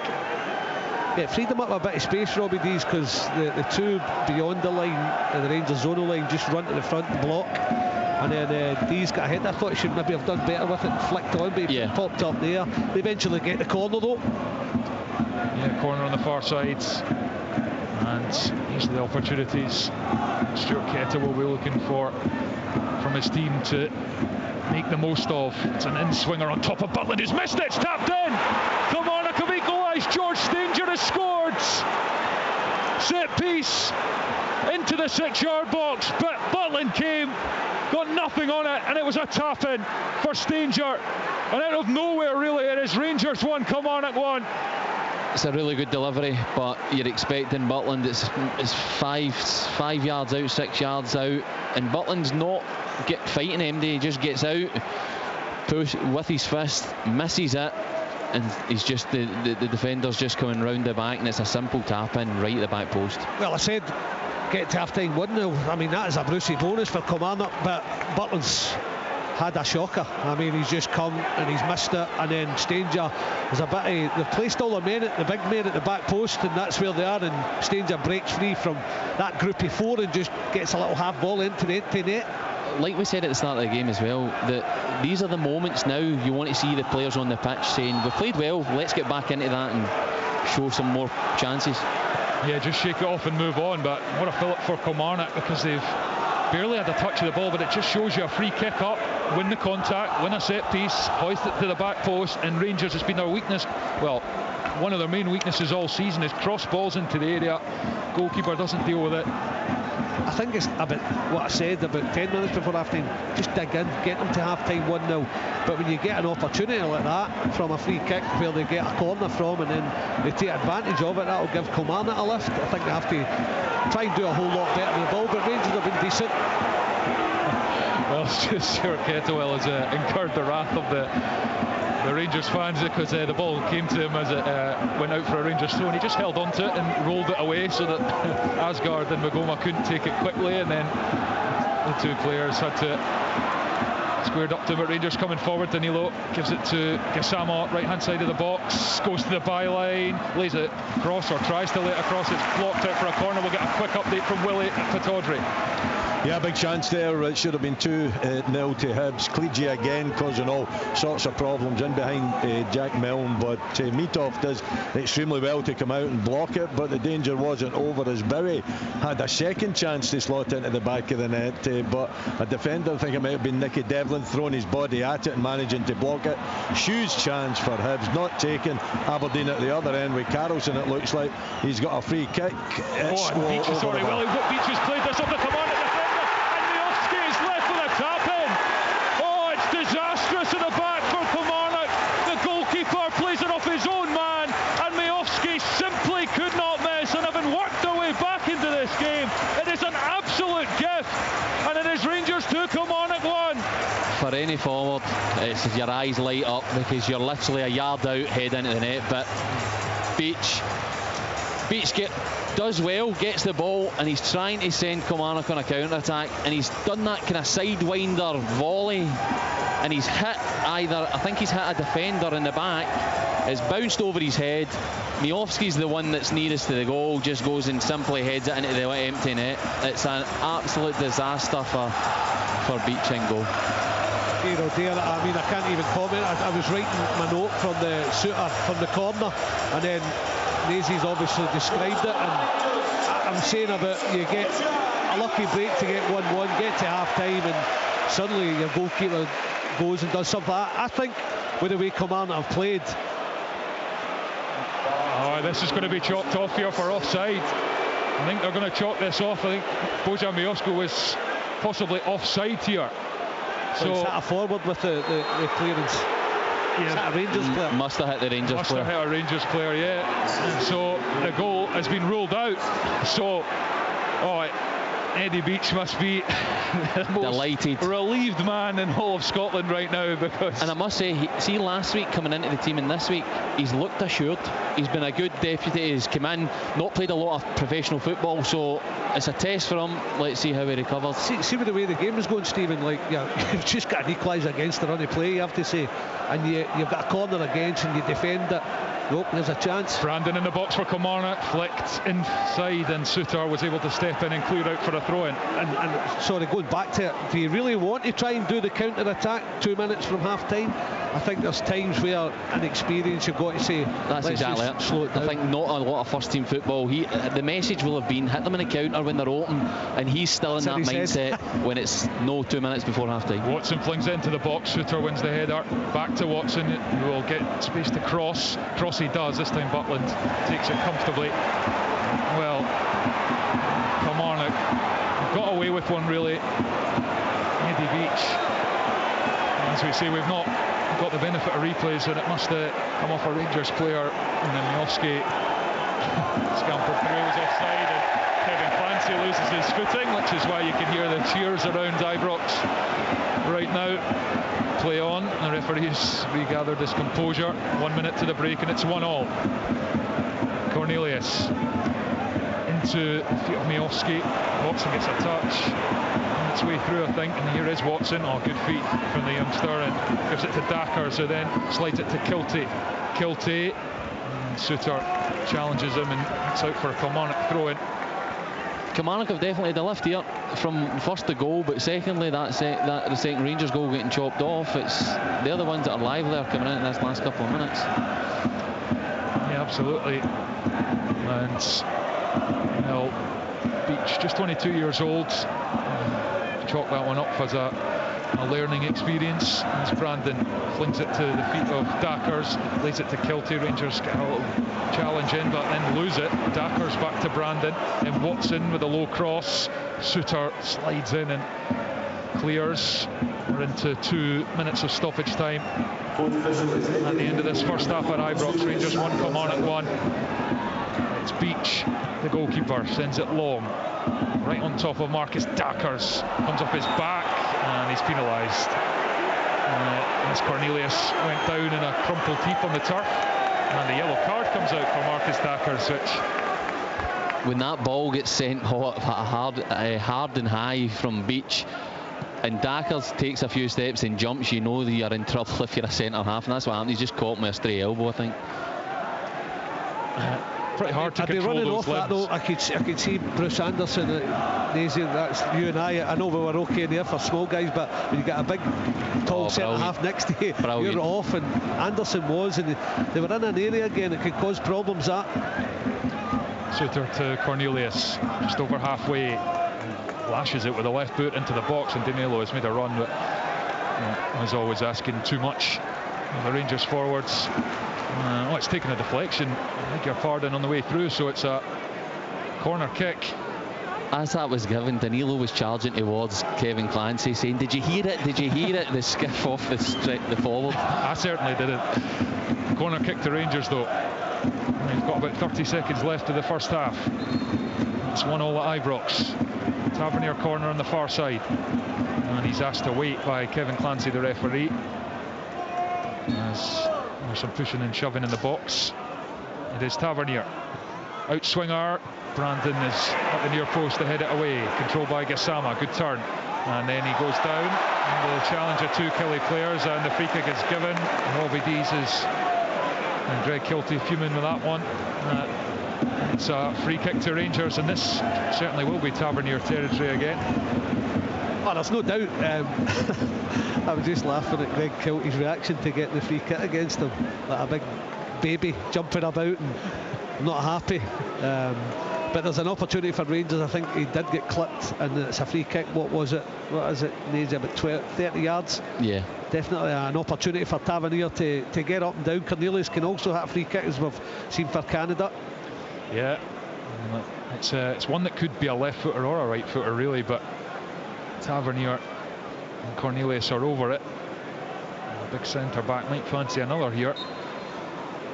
This will be the last play of the first half. Crucial moment here at Ibrox, and it is going to be the left foot of Cornelius, hits the wall, and Beach comes out and claims it, and I think that will be that for the first half here in Govan. Indeed it is. Well, certainly signs of encouragement for Rangers in this first half in Danny Rule's first home game in charge. More intensity, more pressing, moving the ball quicker, and they took the lead on 15 minutes when Tavernier sent in a free kick and Cornelius left the Kilmarnock back line standing and look at each other with his run as he ghosted in and finished to make it 1-0. Rangers didn't exactly barge down the door, and Killie had a couple of chances they didn't quite take, but Rangers had a lot of the ball, and when Kilmarnock did hit back through George Stanger after Butland flapped at a corner, it was kind of out of the blue, and then Rangers thought they had restored the advantage when Beach, the Killie goalkeeper, smacked it off a Rangers player. Miofsky finished, but it was ruled out for offside, which means, as it stands at the break at Ibrox, it is Rangers 1, Kilmarnock 1. On your radio, online at BBC Sports Scotland, your smart speaker, and BBC Sounds. This is Sports Sound from BBC Radio Scotland. Modern life is full of wee annoying things, like posh shoppers. Locate the poshest looking woman in there, right, and say this: "Excuse me, do you work here?" She will lose her mind. That's where Breaking the News comes in. We're here to help you make sense of the world we live in, making you feel super. This summer, he's back. It's Oor Wooly.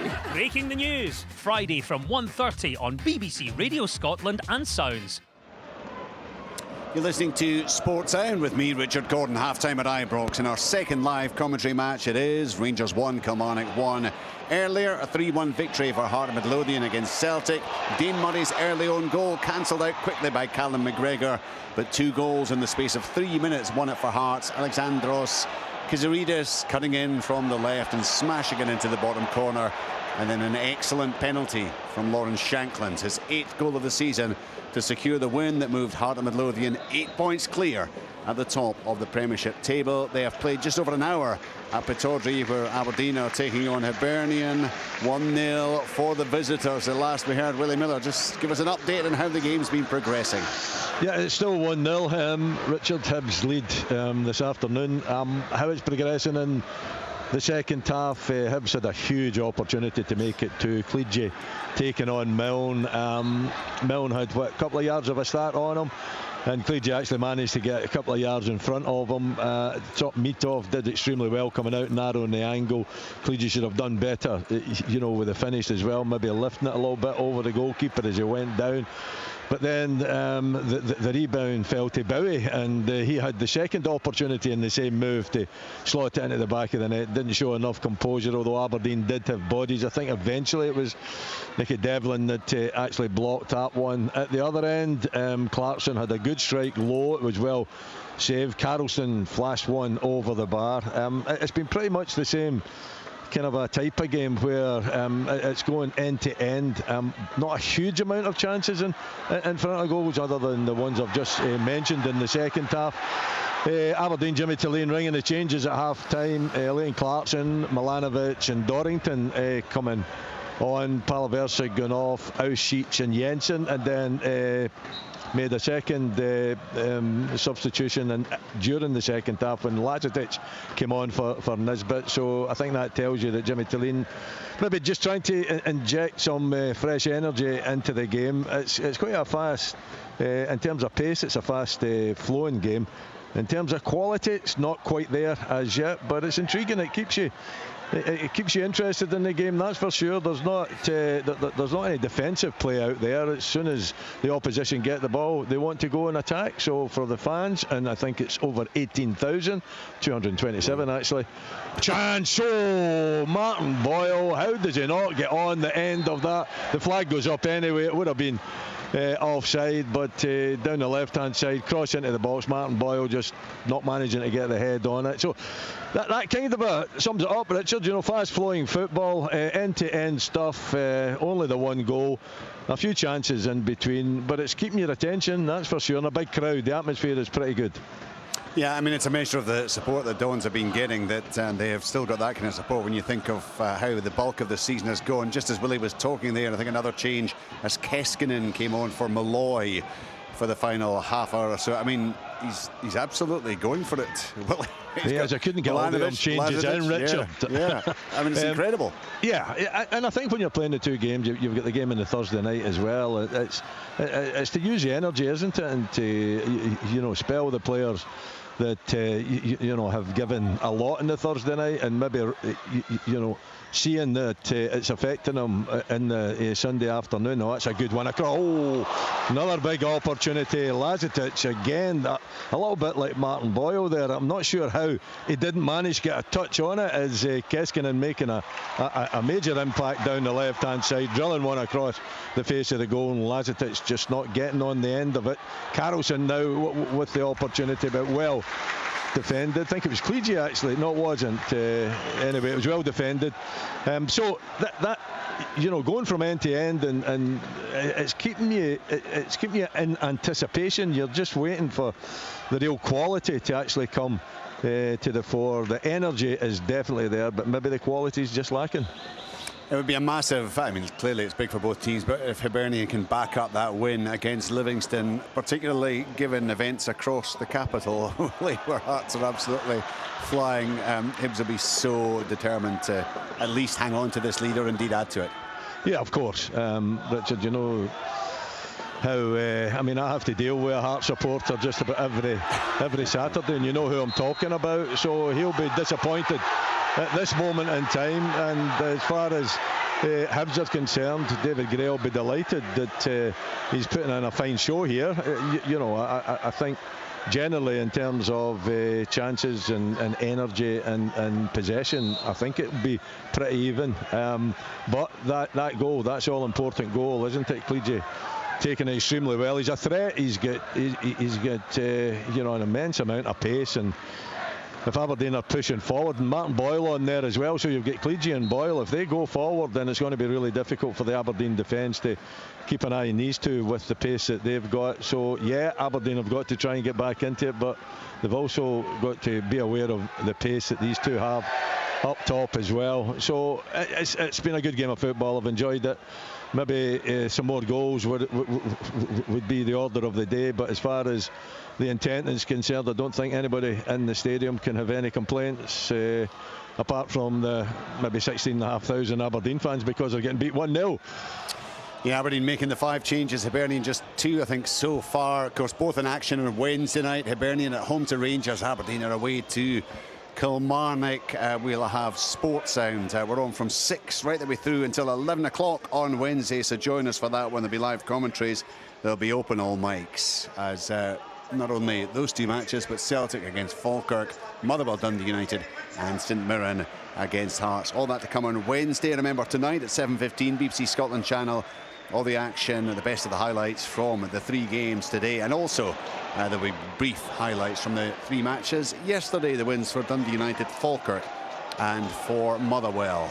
So that's Sports Scene tonight, 7:15, BBC Scotland channel, and Sports Sound on Wednesday night. And throughout the week, Monday to Friday, the Scottish Football Daily Podcast. Wherever you pick up your podcast, stay right across events that are occurring in Scottish football. Let's get back to Ibrox. We know that Willie will keep us right up to date on anything that happens at Pittodrie. Should there be further scoring, further drama, Willie will be shouting us and making sure that he brings you all the very latest news. So 1-1 half-time at Ibrox. Rangers in front through Derek Cornelius, George Stanger with the equaliser for Kilmarnock. There was a bizarre incident late in the half that we heard described by Thomas, Billy and Stephen, but Kilmarnock getting off with it there. Over the piece, Billy, have Rangers looked a bit better under Danny Rowell this afternoon than they have been throughout the season? Oh, you have to say yes. I mean, probably for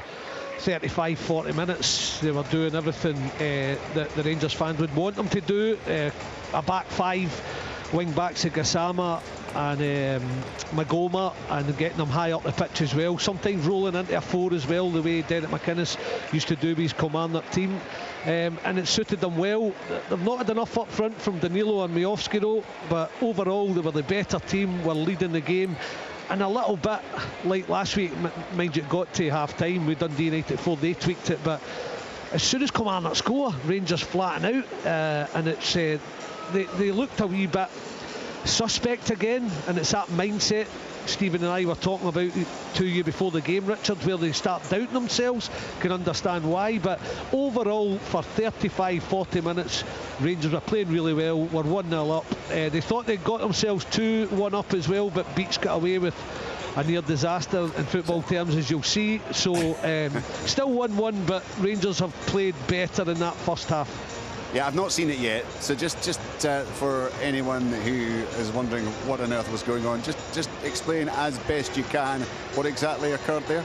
Take it away, Nacy. I was writing a note when Nacy was looking at that's it. That's why I asked you. Yeah, the ball comes, it's a corner to Rangers, the corner fizzles out, Beach gets the ball and he sees the opportunity for Kilmarnock to counter-attack.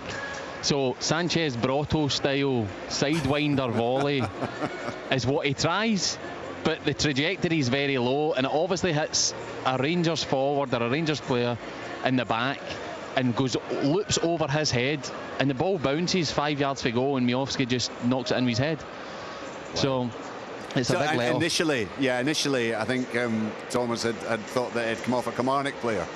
But it's clear, because they've given the offside, that it was obviously hit a Rangers player. Miovski denied what would have been one of the easiest goals of his career. Kilmarnock will be absolutely delighted, won't they, then, to be on level terms, given how Dodsey was describing much of the play in the first half, Stephen? Yeah, they will be.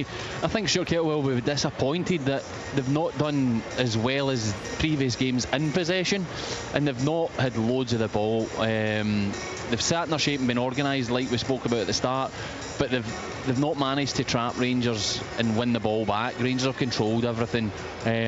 But during commentary, Dodsey said it, they need to just hang in there, and they get the opportunity for the hit play. Really poor goal from a Rangers point of view, but from the moment the goal goes into half time, Kilmarnock looked the team with the energy and looked the team that's more likely to do something in the game, and that shows you the ebbs and flows of the game. And it'll be, again, reset. Kettlewell will be saying reset, stay organised, and probably he'll have seen a couple of things in the first half that he might want to do better. But it's game on here. Yeah, it was two bad goals, Richard. You'll see them later, where the first free kick, Kilmarnock half deep and half don't, and then Cornelius had just left to run in. It was a free kick in this wide left, probably 30 yards in swinger, and Cornelius had just left to run in unopposed and knock into the net. Really poor from Kelly from the zonal set up of the free kick. And then Rangers, Jack Butland's had a shocker.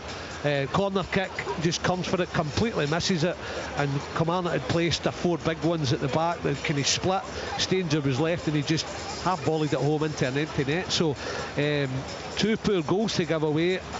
Rangers have been a better team, but as Stephen just said, the last 5 minutes, 8 minutes and a half, including injury time, Kilmarnock got a real lift out it and looked a yard sharper. See, for all the play Rangers have had though, they've not tested the goal enough. The energy's been good, the control of the game's been good, but Miovski, Danilo, Gassama have not been in the game enough for what Rangers should have at home. Rangers with 6 draws in their 8 league matches so far, and level once more midway through that encounter with Kilmarnock. Back there in just a moment or two for the live second half commentary. Quickly to Willie Miller as we go into the final 20 minutes at Pittodrie. Yeah, and as far as the home side is concerned, all to play for, looking to throw men forward. But as I said a little bit earlier, Richard, they need to be aware of the pace of Clegy and Boyle. You know, you can just see them just waiting to spring in anything that they can do in the counter. And 1v1, there's no match. You know, these two are going to beat any of the Aberdeen defenders 1v1 in terms of pace. But you know, they've got to take the game forward. They're at home. They've got to try and get something out of this game. You know, turn around that humiliating defeat on Thursday night. But more importantly, just to get themselves a bit of respectability in the league. And it is so tight there, and it is. You know, if you can get a victory from an Aberdeen point of view, then it shoots them up to almost around about that top 6 spot. But as far as Hibs are concerned, of course, think they can go into 3rd spot. Is that correct? Yeah. So a lot to play for from both sides here. Both sides are having a real go at it as well. It's not there's no defensive play out there whatsoever. So as far as a spectacle is concerned, it's been a good afternoon for football. Okay, 1-0 it is for Hibernian. If Aberdeen can't turn it round, they will remain in 2nd bottom place. Back to Ibrox Live second half commentary with Thomas. Yeah, thanks Richard. Just kicked off and both sides have made changes. Mikey Moore has come on for Bojan Miovski for Rangers at the break. In Killie have been 2 changes. Jamie Brandon and Lewis Mayo have both gone off.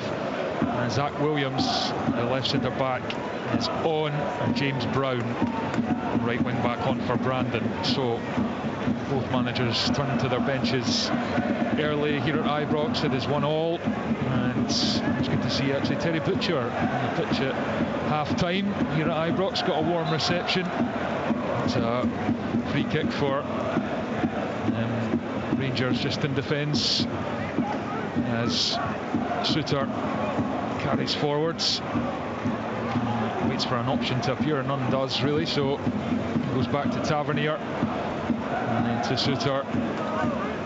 Rangers, you feel, simply have to find a way, any way, to win this game as Asgard makes a run and Suter pings the pass, but Stanger, the Killie goal scorer, defends the situation well, and it runs behind for a goal kick. I think Rangers need to get more bodies round about the striker. You've seen it start here. Danilo, Asgard and Moore are hovering around Danilo, and Diamandi are all hovering around Danilo,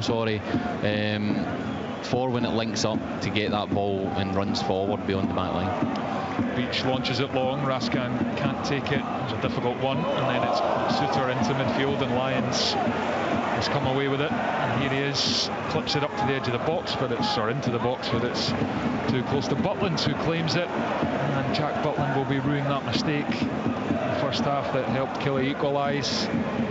He's been arguably Rangers' top performer this season, and but for some of his saves, some of the results could have been worse, but that one was certainly not good from his point of view, as it's worked into Mikey Moore in a centre position. Good dribbling ability from Moore, but then out-muscled by Thompson. It's a illegal block according to Kevin Clancy from Thompson, and free kick to Rangers. Tavernier quickly into the feet of Moore. Moore out to Gassama on this near side. Gassama infield to Tavernier. Tavernier up towards the corner of the box, lays it to Mikey Moore. Low cross blocked by Williams, and out for a Rangers throw-in. I think Rangers need to get this second half started like they did the first. They can't let it be sluggish and slow. Kilmarnock are again well organised.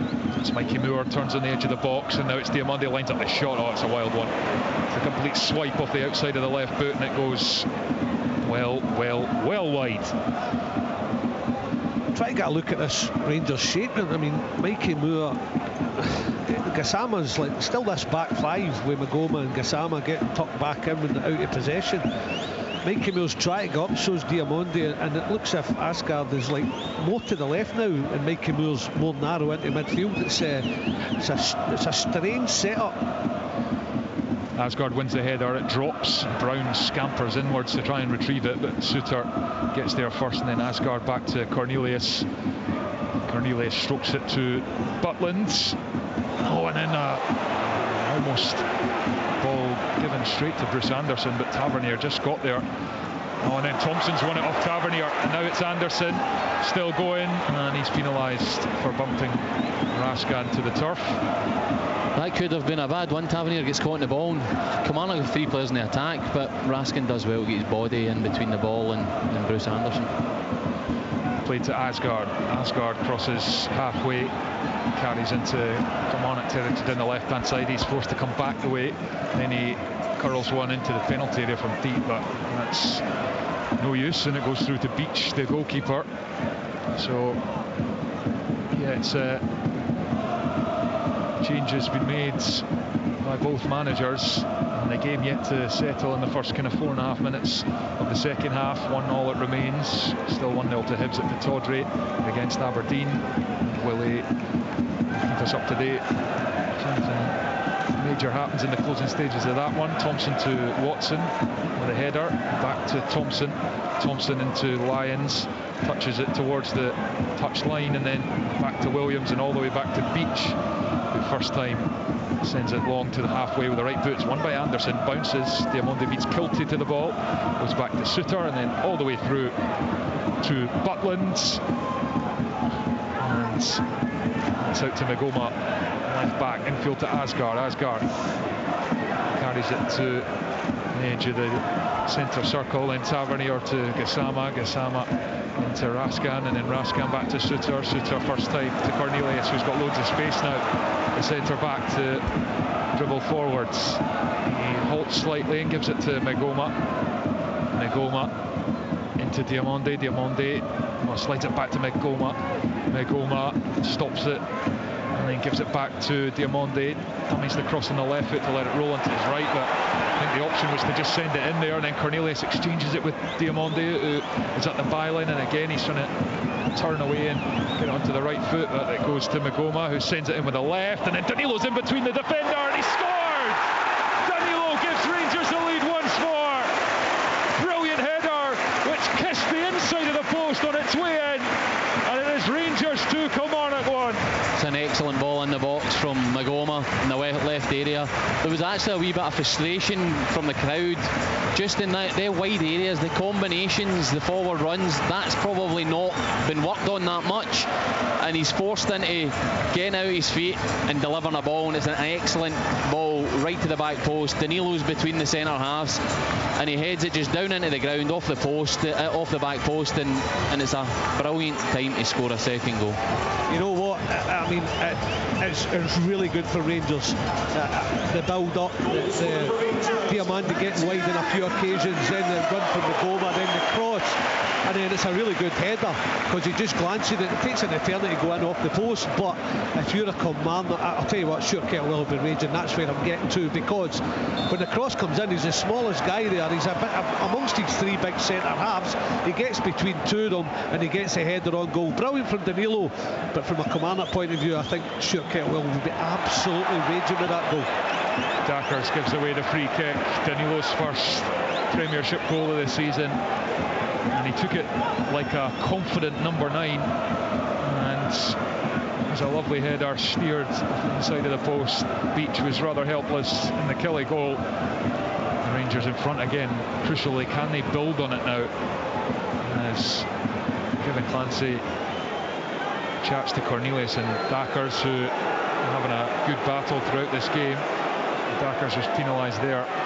He's been booked already, but I think Cornelius is trying to make that point, but I don't think it was probably not a second bookable offence, as Cornelius takes it short.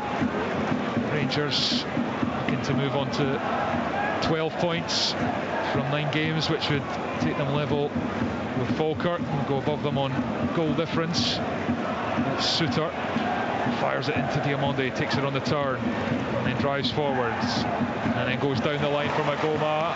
Good recovery challenge from David Watson, slides in, sends it out for a throw into Rangers on the far side. There's definitely not as many players dropping out the forward line for Rangers this second half. There's more runs in behind, and I think that's probably something they spoke about at half time. Throw to Asgard. Oh, he gets mixed up there and sends it straight out for a Kilmarnock throw in. Kilmarnock, as we mentioned, pre-match, they They've only failed to score in 2 of their games this season, often scoring in 2s. They'll need to do so again here to get anything from Ibrox. As Raskin picks up the loose ball, advantage being played to Rangers. Then Diamonde, he's in space, edge of the box. Oh, he looked to slide in. Mikey Moore, pass just too far in front, and the goalkeeper smothers it. Just the Rangers shape, I mean, it's like a 5 with Raskin sitting, and then it's like 3-1, and then we have 2 wing backs coming as well, so they're getting plenty forward, as Stephen's alluding to, and they're in the right areas, and they're interchanging as well.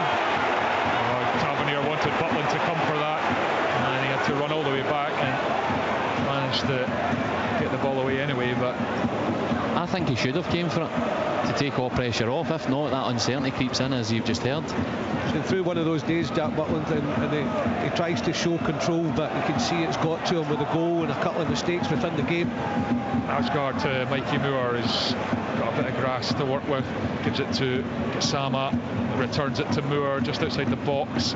Lyons blocks his attempted cross, and it's come back off Moore for a goal kick. He was in action for England's under-21s. Mikey Moore in the international break got 4 assists across 2 games, but he's yet to show its true potential at Rangers thus far. Just going back to that chance that Danilo has, he's 30 yards for goal, and it's just a through ball for Moore. That's the quality that you need from your forward players at Rangers in these moments that just take games away from teams, and we lacked it. It breaks into midfield, back to Suter. England under-19s, I should say, for Mikey Moore, not 21s. As goes to Suter. Suter fires it to Raskin, but it's a poor one. It's too much on it, and now Thompson gives it into Kilty. Kilty scoops it across to James Brown, the half-time substitute, and he goes backwards, and then across from Stanger to Dees. Dees, he's got Thompson as an option, goes to Williams to Thompson, and then collects on halfway, and Rangers squeeze up the pitch, and Williams takes it inside and then leaves it with Dees, and then Beach. And I don't know if that looked, I don't know, am I being unfair that today that he maybe could have found Thompson with a pass there in a bit of space? Or no, if you're more, they're trying to keep the ball, they've not had a lot of the ball, can understand that, but if you've been really positive and going for it, and they're going to have to at some point in this game, Thomas, you're right, you should just be open up and find Thompson and have a go. Yeah, it just ended all the way back up at the goalkeeper, and they managed to work it back up the pitch though. Kilmarnock can win a throw-in, goes back to Stanger, and then Brown on the touchline, infield to Stanger. Stanger's pass is deflected off Diamonde back to Brown, who tries to give and go, but it's a sliding challenge from Asgard, breaks for Watson, and he sends it into the box. It's Bruce Anderson, what a save. Butland down low to his right hand side, they tip it round the post for a corner kick. And Lillis has got a booking for a late challenge, and Watson as well. It's a brilliant save. We've talked about Jack Butland, he's a rocky game, he likes to show control, but sometimes he's wobbling from the goal, and then a couple of his decisions on the floor with his kicks. But I'll tell you what, when Anderson gets to that back post, brilliant pick out from David Watson, and what a header, low, and he gets it around the post at his near post. Brilliant save. Keeps Rangers lead intact. It's going to be a Kilty corner. It's his corner that led to Kilmarnock's equaliser in the first half, as the heavens open again here in Glasgow, and the referee eventually blows the whistle. Kilty strides back, raises the right arm, and he fires it into the area near post. Raskin's there with a header, breaks for Watson, passes it back out to Kilty. Kilty whips it in, header from Asgard, and it's come off a Killie player as well, Dackers, who dived in there, and it's a goal kick to Rangers, who lead 2-1. Kilmarnock do look a threat for these set plays. Balls in the box, Rangers just aren't assured of at the moment. That's been the case all season, and let's go to Pittodrie. Willie.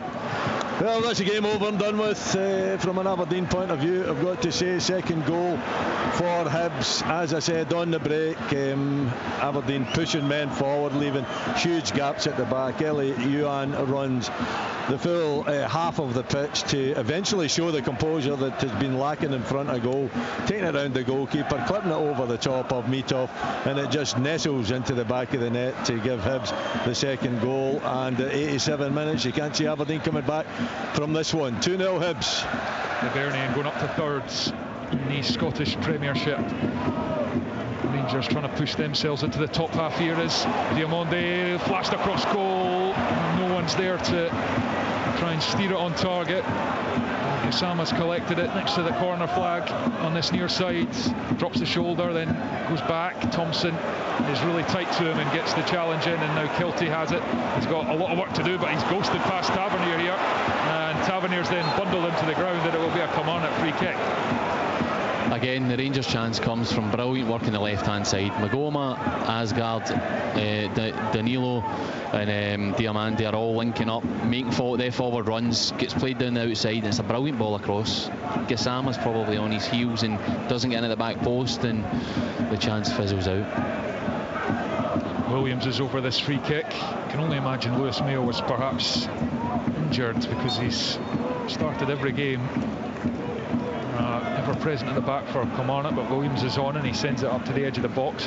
Dackers doesn't get anything on it. Cornelius returned by Watson. Asgard leaps and heads it out to the far side, picked up by Watson, and he's crowded out there, and Rangers have it. Diamande back to Asgard in the corner of his own box, and gives it to Magoma, and then Danilo back to Magoma, and then down the line for Diamande, and Diamande has found Moore, and there's a slip from Williams in the heart of Kilmarnock's defence. Raskanen to Gassama, who's going to have to run after this, fetches it, cuts it back to the corner of the area. Moore, Gassama to Tavernier, and the challenge goes in. Spins away for Cornelius, knocks it to Suter. Rangers 2, Kilmarnock 1, live on Sports Sound on BBC Radio Scotland, BBC Sounds. Sports Scene highlights tonight, BBC Scotland and iPlayer, 7:15, with Neil McCann, Scott Allen and Jonathan Sutherland. Tavernier to Cornelius to Suter curls it to Gassama, and then to Moore. It's good play from Mikey Moore, and he's won the free kick off Thompson, who blocked his path. Again, they've found players like Magoma and Moore, positions that's probably suiting them better in this environment, in this Rangers team. Definitely, there's no as many high risk positions where if you lose the ball, the game's a transition game. I think that left hand side for Rangers, the connection between the players has been really good. Most of their chances are coming that side. Kilmarnock are just trying to get back into the game, but the press isn't really working, and Rangers are in full control again. So Rangers making a couple of changes here. It's Gassama and Diamande going off for Conor Barron and Max Aarons. Gassama just leaving the field now. And Diamande obviously missed the last couple of games with a knock, so he's been good today. Just going back to what we said at the start, now it's an opportunity for Barron and Aarons to come and show the manager what they can do and how they can fit into his system. Tavernier is going to take this free kick, right-footed, curls it in behind the Rangers defence. Cornelius has made a really good run again, and he just couldn't control it on the chest as he kind of leapt off the surface, but Kilmarnock have turned it behind for a corner kick. And that's again, Cornelius has got the run on the Killie defence. It was near enough the exact same as the first goal. The front of the line for Kilmarnock don't drop early, and the back do, and Cornelius is standing 3 yards, nobody near round about him at the 6 yards from goal. And Tavernier is going to take this corner kick for Rangers. There's been another goal at Pittodrie. We'll get to Willie just after this set piece for Rangers, because Tavernier is stepping up ready to deliver. Tavernier right-footed, outswinger, headed up and away by Dackers. Moore gives it back to Tavernier. Tavernier to Moore blocked, and it breaks now for Aarons, and then Moore has space to cross if he wants. He gives it to Tavernier's on the byline, chips it in, and it's a dangerous one that goes right across the face of goal. It's still alive. Danilo has it. Danilo to Asgard. Bobbing and weaving on the corner of the area, and he goes on the outside, fires it into the area, deflected up and onto the roof of the net. Willie, let's hear about that goal. That's a third goal for the visitors, and it's Josh Campbell that puts the finishing touches to it. Did say that Aberdeen were going to leave themselves exposed with the pace of Boyle. Boyle down the left-hand side, takes on Dorrington, leaves him for dead, gets his head up, sees Josh Campbell, clips it into the path of the midfielder, who simply taps it into the back of the net to give Hibs a deserved 3-0 lead, although it's been disallowed. I don't know for what. The referee has gave the old TV box shape, but why it was disallowed, I do not have a clue. We'll maybe come back to you, Willie, as Tavernier sends it into the back post. Is headed across overhead kick attempt from John Souttar, doesn't connect properly, and it goes behind for a goal kick. So still 2-0 Hibs. Willie chip young Miller there. To be fair, if you don't have the VAR comms, sometimes it is rather confusing. Yeah, it is. Everything's confusing about VAR sometimes. Yes. Well, that worked to good effect, so let's go back to Willie. Aberdeen have got one back, and Marko Lazatic at the other end. So it's went from that third goal, which looked like a good goal going in, for it being disallowed. The ball goes up the other end of the park. It's a rather scrappy affair. I think most of the Aberdeen fans are in their car heading home, and Marko Lazatic gets the final touch, although I better just wait to make sure that it is a goal. If it isn't, I'll bring it to you, but as it is just now, it stands.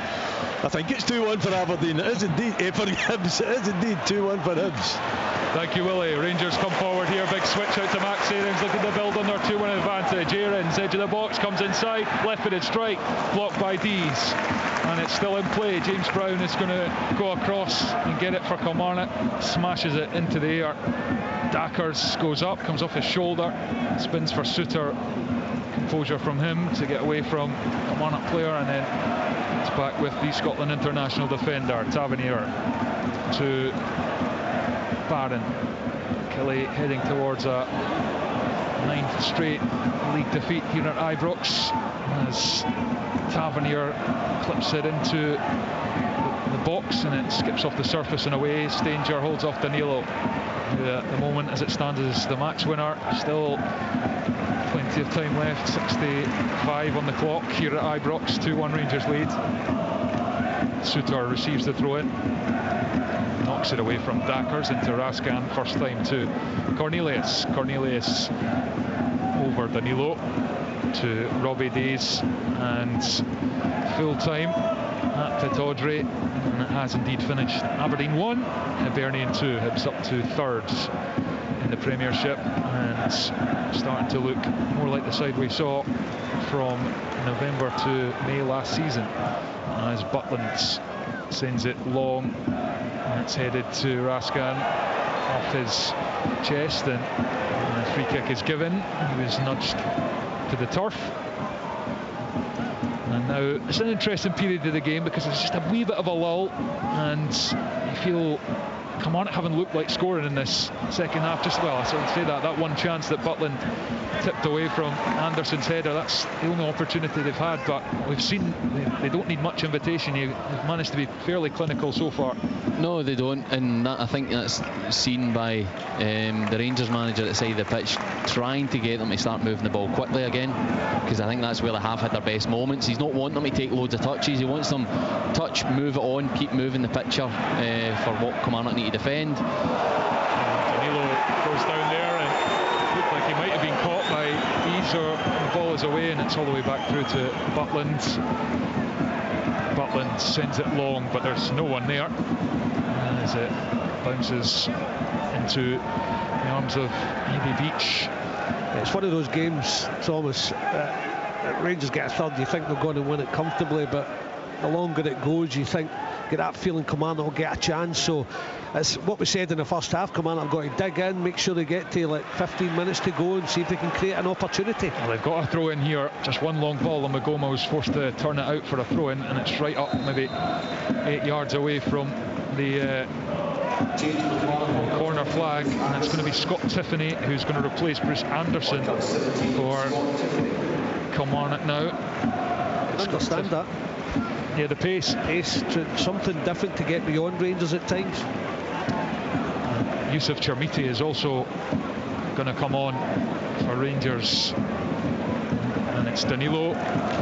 It'll be interesting to see how Chermiti does here in this shape and that being the focal point. I think if he can link the play that bit better than what Miovski and even Danilo have done, then he becomes a bit more valuable than we've seen so far from him this season.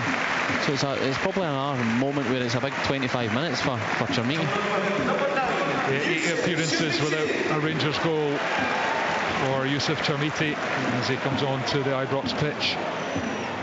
Rangers winning by 2-1. Just about 69 minutes on the clock here at Ibrox, but Kilmarnock are going to send this into the box via a long throw from David Watson.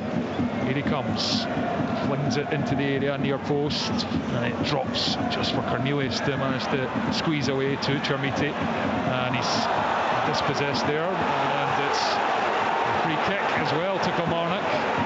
Foul called by Kevin Clancy on James Brown, and it's right on the edge of the Rangers box, this one. And Kilmarnock will fancy it as Chermiti went in and got involved straight from the off.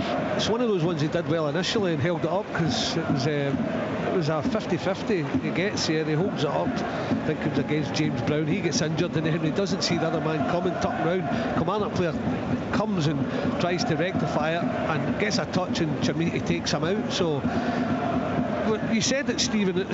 That's been Kilmarnock's best way forward. Free kick is certainly a good area. It's got a feeling about it. This 10 minutes here. These are big moments, especially for this Rangers team. Yeah, a team that has been fragile all season. And a Kilmarnock free kick. Lyons and Thompson are over it. It's about 26 yards or so from goal, right of centre. And Thompson leaves it for Brad Lyons, who goes for goal, where he's whipped it wide of the near post. And Rangers survive that one. Yeah, Rangers just need to get back to dominating, controlling the game again. Kilmarnock are just getting that wee bit more braver, more confident, as you've seen at the end of the first half. Suter takes out of the defence, gives it to Tavernier. Tavernier strokes it across the grass to Cornelius, who, as well as scoring, has looked fairly sharp today, in for Nasser Giga. Cornelius back to Butland, edge of his own box, finds Cornelius. Cornelius clips it up to Chermiti, jumped and comes off the chest, and he's kept it in play on the far side. Yusuf Chermiti holds off the defender and puts it back up the line, and it was neat and tidy stuff from Rangers number 9. Now it is Raskan to Cornelius. Cornelius fires it up to Chermiti again, holds it in as Dees pursues him out towards the touchline, keeps it in play, and then offloads to Asgard. Asgard to Nagoma. Asgard now, Raskan back to Asgard, the Norwegian international, gives it to Cornelius, and then Suter. Mikey Moore shows for it, takes it on the turn, and then look to thread Asgard in behind, and he's close to doing so, but a good intervention that's given away. Chermiti on the edge of the box, blasts it, goalwards, it's in! Yusuf Chermiti has his first Rangers goal, and it may well send Danny Rowe on his way to a first win, as Rangers boss Beach got a hand to it, could not keep it out, and it is Rangers 3, Kilmarnock 1. Yep, it's exactly what he has to do. I said it as he came on. It's a big 25 minutes for him, and even his first few touches, I said the link-up play, he gets involved with that group of players on the left-hand side for Rangers, keeps the ball in the attack, moves the Kilmarnock defence about, and he ends up receiving the ball 25 yards for goal. I'm going to say it's no unnatural instinct what he does as a forward. Another forward would probably take another touch and get closer to the goal, but he hits it from about 25 yards. I do think Beach should do better. He kind of goes with his single hand, and it's not strong enough, and the ball ends up in the side of his net. But for Chermiti, he does not care. He just wants that goal. I tell you who should do better. James Brown for the initial pass. I don't know what he's thinking. He just gets on the right hand side and he just tries to find one of his centre halves and it kind of balloons, but take nothing away from Chermiti. He takes out his feet. You're right, Maisie, with his pace he could have just driven with the ball and tried to get through the goal. He doesn't, he hits it, but it's maybe got a bit of movement. I don't know, but Beach should do a whole lot better as well, and he gets a hand to it but he can't keep it out the net, and that should be game over, you would think. Well, it is Yusuf Chermiti's first goal for a long time. None in the first team at Everton, for a couple at Sporting, and he was in the academy there, but that'll be a massive relief to him. He did get a bit of a helping hand from the goalkeeper, but they all count, and as Stephen described, every touch since he's come on has been neat and tidy and gets his rewards. A bit of luck, and could that be the start for him as a Rangers player? And could this be the start for Danny Rule as a Rangers manager? 3-1 in front, and Rangers heading towards 3 points. Still 16 plus stoppage time to play. Raskin wins it in midfield, takes it over halfway and can't find Chermiti. To Stanger, and Stanger flips it to Brown, who goes back to Stanger, and you can probably, it's always hard, those Kilmarnock players have had precious little of the ball and done a lot of running, and now there is a lot of daylight between them and Rangers as Aarons collects on halfway. Tavernier to Suter to Cornelius to Suter, and it's been a while since Rangers fans are able to celebrate 3 goals for the men in blue. Here at Ibrox as Chermiti again controls well on the chest, and Asgard with a little dummy and then goes inside the pitch and gives it to Aarons. We're going to see Ben Brannan shortly for Kilmarnock as Aarons gives it to Mikey Moore to Tavernier up the line for Aarons, sliding challenge from Thompson, and he's penalised, and I wonder if he's going to get a yellow card for just being a repeat offender. It was actually a poor pass from Tavernier that teases Thompson in to make the tackle, and it's probably because of follow through, because he does connect with the ball. What I would say about the subs for Rangers, I think every player that's come on has had a positive impact, whether it be the energy, whether it be their contribution to the goals. But Barron, Aarons, Moore, Chermiti, they've all come on and they have been positive, so you can definitely see the manager's message is definitely getting through to them. I don't even know if that was a free kick. I thought he'd get plenty of the ball. Thompson got there first. Anyway, deemed reckless. Well, yeah, I think it's made matters worse by the fact he's been booked for, maybe that's his 4th foul. So I thought it was a good challenge as well, I have to say, but it was not in the eyes of the officials. They're the ones who matter, and it's a Rangers free kick. Tavernier not his best as Thompson clears it at the near post area, and it's played out by Rangers on this near side. Yeah, Kilmarnock throw in. Kilmarnock heading for consecutive defeats, conceded 3 goals as well in consecutive games, and I mentioned a little run they'd put on before that, back-to-back wins against St Mirren and Dundee United, both 2-0, where they look really good.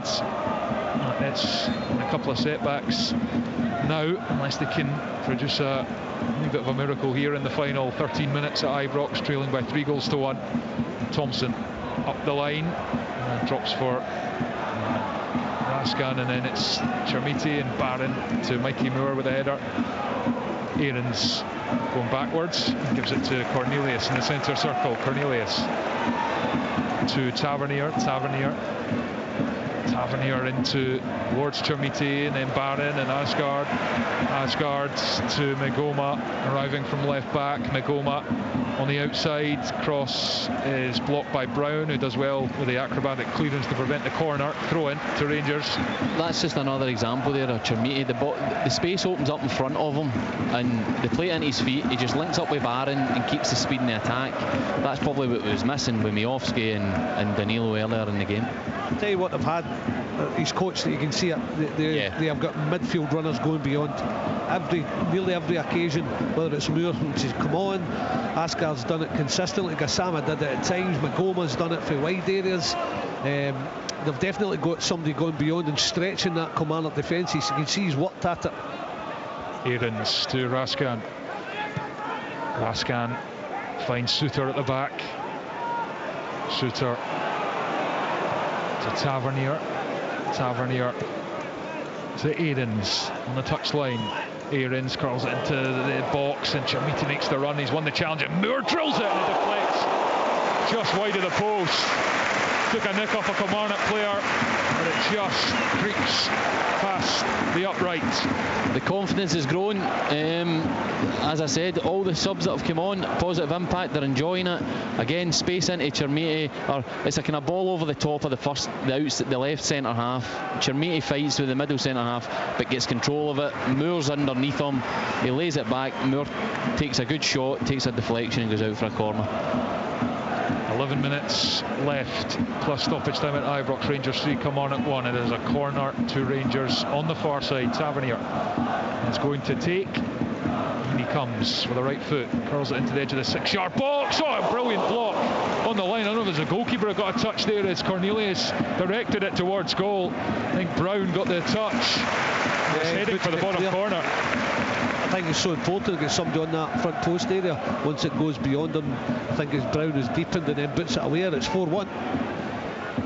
Rangers enjoying themselves for one of the first times this season and heading for a first league win here at Ibrox this season as Lions wins that one for Killie, and then it's given to Scott Tiffany, but crunching challenge from Bad, and then Raskin joins, and so does Chermiti as well back there. And that's been the difference in a lot of ways for Rangers today, is just hunting in packs and getting stuck in, which sounds basic, but reaction on turnovers, reaction both in possession, out of possession. They are not thinking of anything else other than close the space, get in the face of the guy on the ball.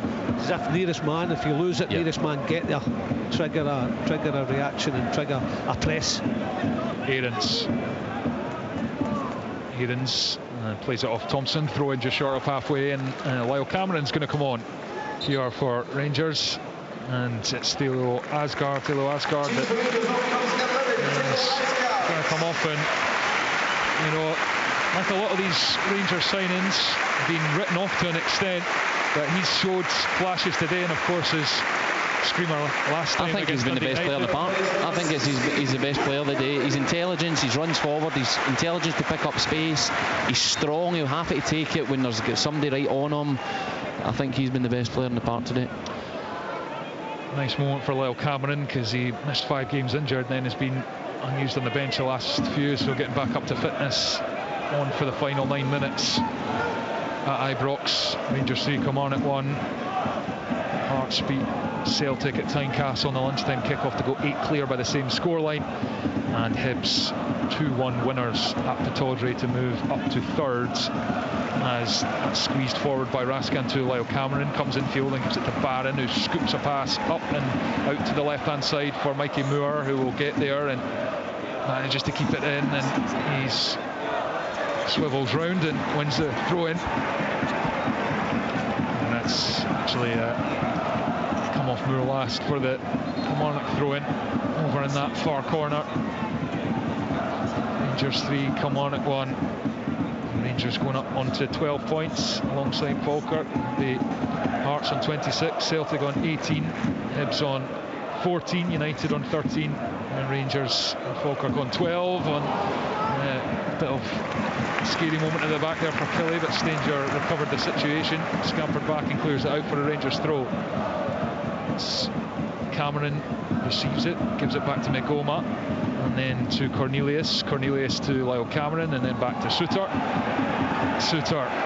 across to Barron into Moore, Moore takes it back and then turns all the way around and drives for the edge of the box. Moore to Aarons. Aarons hesitates for a moment and then gives it to Moore.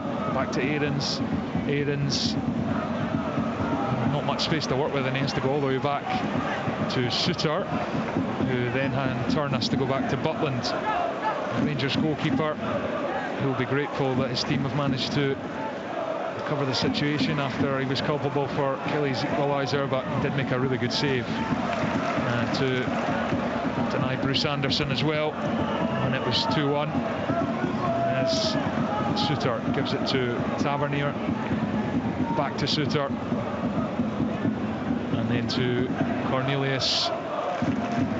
Lyle Cameron collects and turns, just a wee bit of a heavy touch allows the challenge, but he's got the break of the ball and back to his feet. Lyle Cameron gives it to Magoma on the left hand side. Now Cameron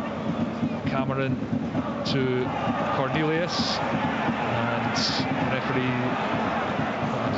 player stopped there for a moment, thought the referee had spotted something, but on we go. Tavernier back heel inside and then chips the pass to Cameron on the left hand side of the box, back to Raskan, the corner of the area, goes for goal, and it's straight at Beach, and makes the save. You can tell Lyle Cameron's coming on, wee buzz bomb, finding wee pockets, getting involved in attacks, but the Rangers are playing with an enjoyment. It's clear to see at this moment in time. It's not a bad game to come on. It's one of those where you're not involved. You can see that they're dominating possession. You're going to get opportunities. You're going to get touches of the ball, and you can make a difference. You want to get yourself in the team, and it's exactly, you can see everybody buying into it. The biggest thing today is tempo, intensity, in possession, move it quickly, runs beyond, make sure we run beyond them to get them pinned back. Out of possession, get the pressure on, just like there with Conor Barron. Kevin Clancy has come on the free kick after Watson was just caught there in the centre circle, and a chance here for Kelly to get the ball forward. They've barely been in Rangers box really in this second half, apart from that Anderson chance, which was a really good header from the striker, but Butland was sharp with his reactions, and they go fairly short with the free kick. Kilty to Brown, who's now going to send it in with the right foot. Suter heads it away from the edge of the box, back to Brown, who controls it on the touchline and thought about delivering the cross, thought better of it, and then it's Brannan back to Thompson, who clips it into the Rangers penalty area. Aarons heads it to Mikey Moore, goes back to Tavernier and back to Butland, who clears it long with the right boot. So some shoots of recovery from Rangers at Ibrox. Danny Rule's first domestic match in charge. Certainly a marked improvement from Thursday night's meek showing in Bergen. It's lead to Raskan, who's surging forward. Oh, his touch lets him down, gets the break of the ball, and now Mikey Moore returns it for Raskan. 4-1! Icing on the cake from Nico Raskan. Well, no, flag is up. Flag is up. I don't think it is. I think he's onside. I think it was a really tight one, but Moore plays it early, doesn't he take the touch? It'll be tight. It's close. It's close. Near side linesman flagged. It was a bit of fortune because Raskan's touch was heavy. It invited the challenge, but then the challenge hit back off. Rangers, Raskan and broke for Moore, then laid in Raskan, who finished really well. But we are going to see whether this is indeed going to stand or not. I must say, see Raskan, his energy and that is fantastic, and Dodge, you've worked with him, but see if he could tidy up just that last wee bit of finesse, I think he goes to the next level. Yeah, and listen, it's going over old ground and it gets boring after a while, but for me that's his industry and his energy. It gets him into those positions, and he's got a lot more to his game than just sitting playing nice passes or six. See when he breaks forward, he's a threat. So the VAR, Grant Irvin, is poring over the footage as we speak here at Ibrox to see if this Nico Raskan goal will stand. It was ruled out on the field of play, so it's still 3-1.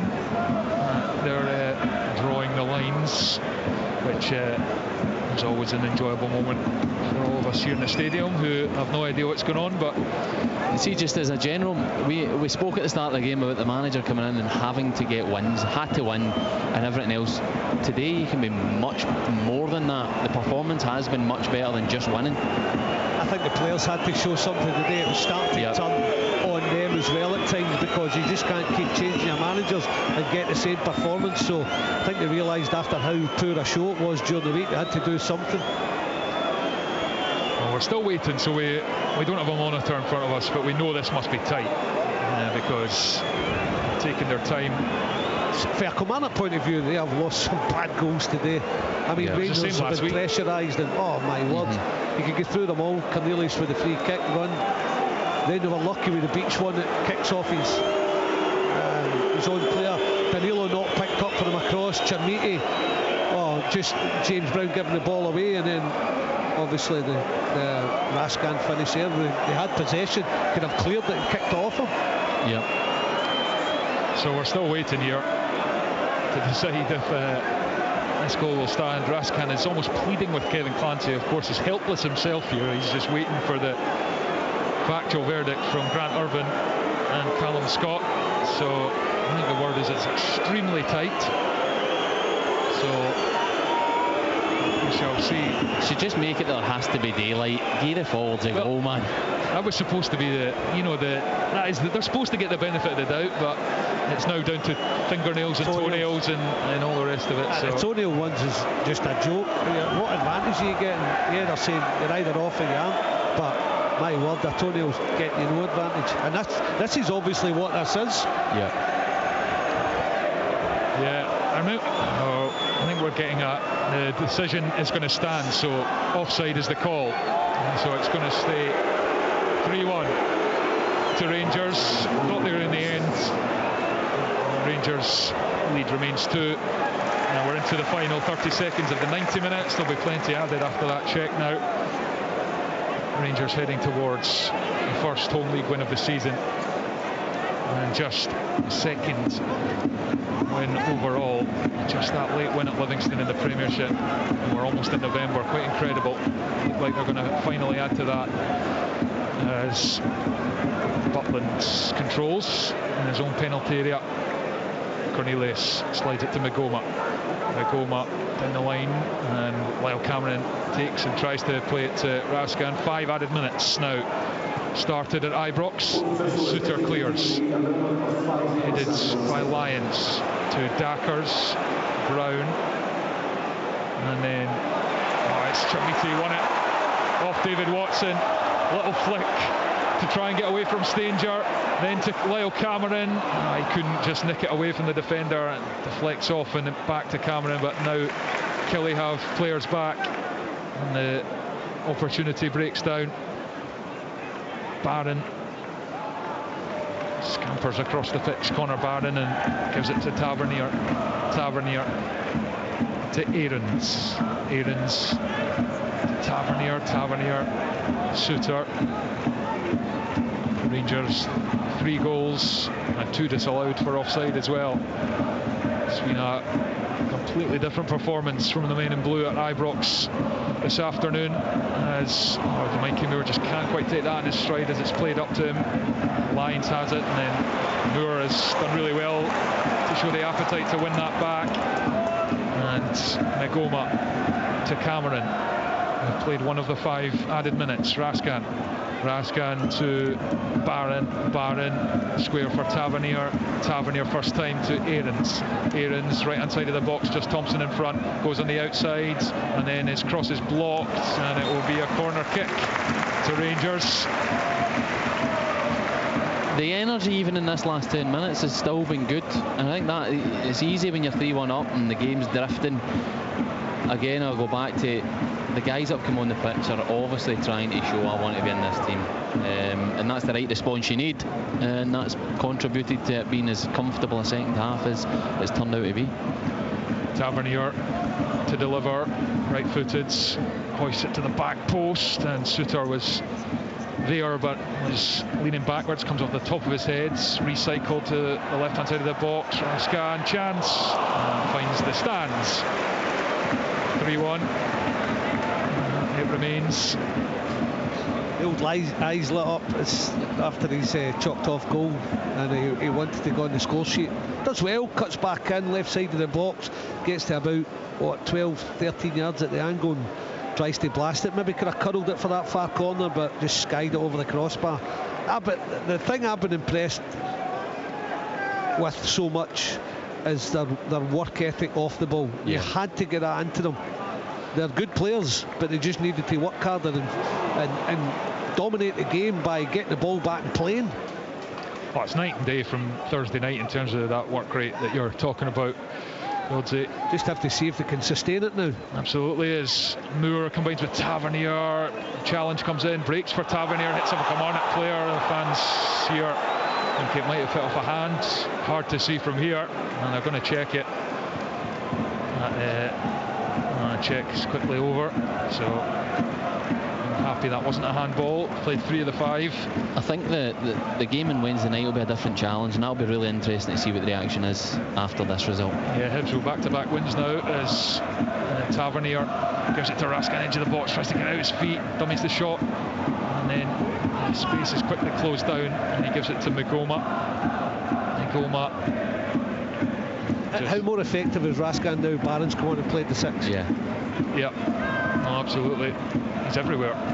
Tavernier to Aarons. Aarons back to Suter on the halfway line. 1 minute left. Suter launches it into the box, and it drops and runs out for a goal kick to Kilmarnock. And they're going to have to pick themselves up for the visit of Aberdeen on Wednesday night. It's another huge game. I mean, Aberdeen losing again today. They simply need to turn things around. Kilmarnock, back-to-back games where they've lost and conceded 3, albeit to Hearts and away at Rangers. Difficult fixtures, but nonetheless, Stuart Kettlewell would expect better and has seen better from his side this season. They'd only lost twice in 90 minutes in this season before today. The only other defeat was on penalties to St Mirren in the League Cup quarter-final at Rugby Park after a 2-2 draw, and that's played forward and Rangers throw in. We're into the final 10 seconds of the game. Rangers heading for a precious victory at Ibrox, which is now growing darker as the night arrives, and there is the full-time whistle. And it is a day of firsts for Rangers. A first victory for head coach Danny Rule. A first home win in the league this season for Rangers. A first goal for Yusuf Chermiti as well. He added the third. Cornelius and Danilo got the other 2. Stanger had equalised for Kilmarnock after Butland flapped at a corner before the break, but really Rangers have mostly been in control throughout. Also had 2 goals disallowed, Niofsky and Raskan in either half. Both were offsides, and it is very much shoots of recovery for Rangers and Danny Rule. A marked improvement from recent games, but it is only one game. He and the players know that all too well, but it is a positive start domestically for the German as the Rangers head coach. Full time at Ibrox, it finished Rangers 3, Kilmarnock 1. The big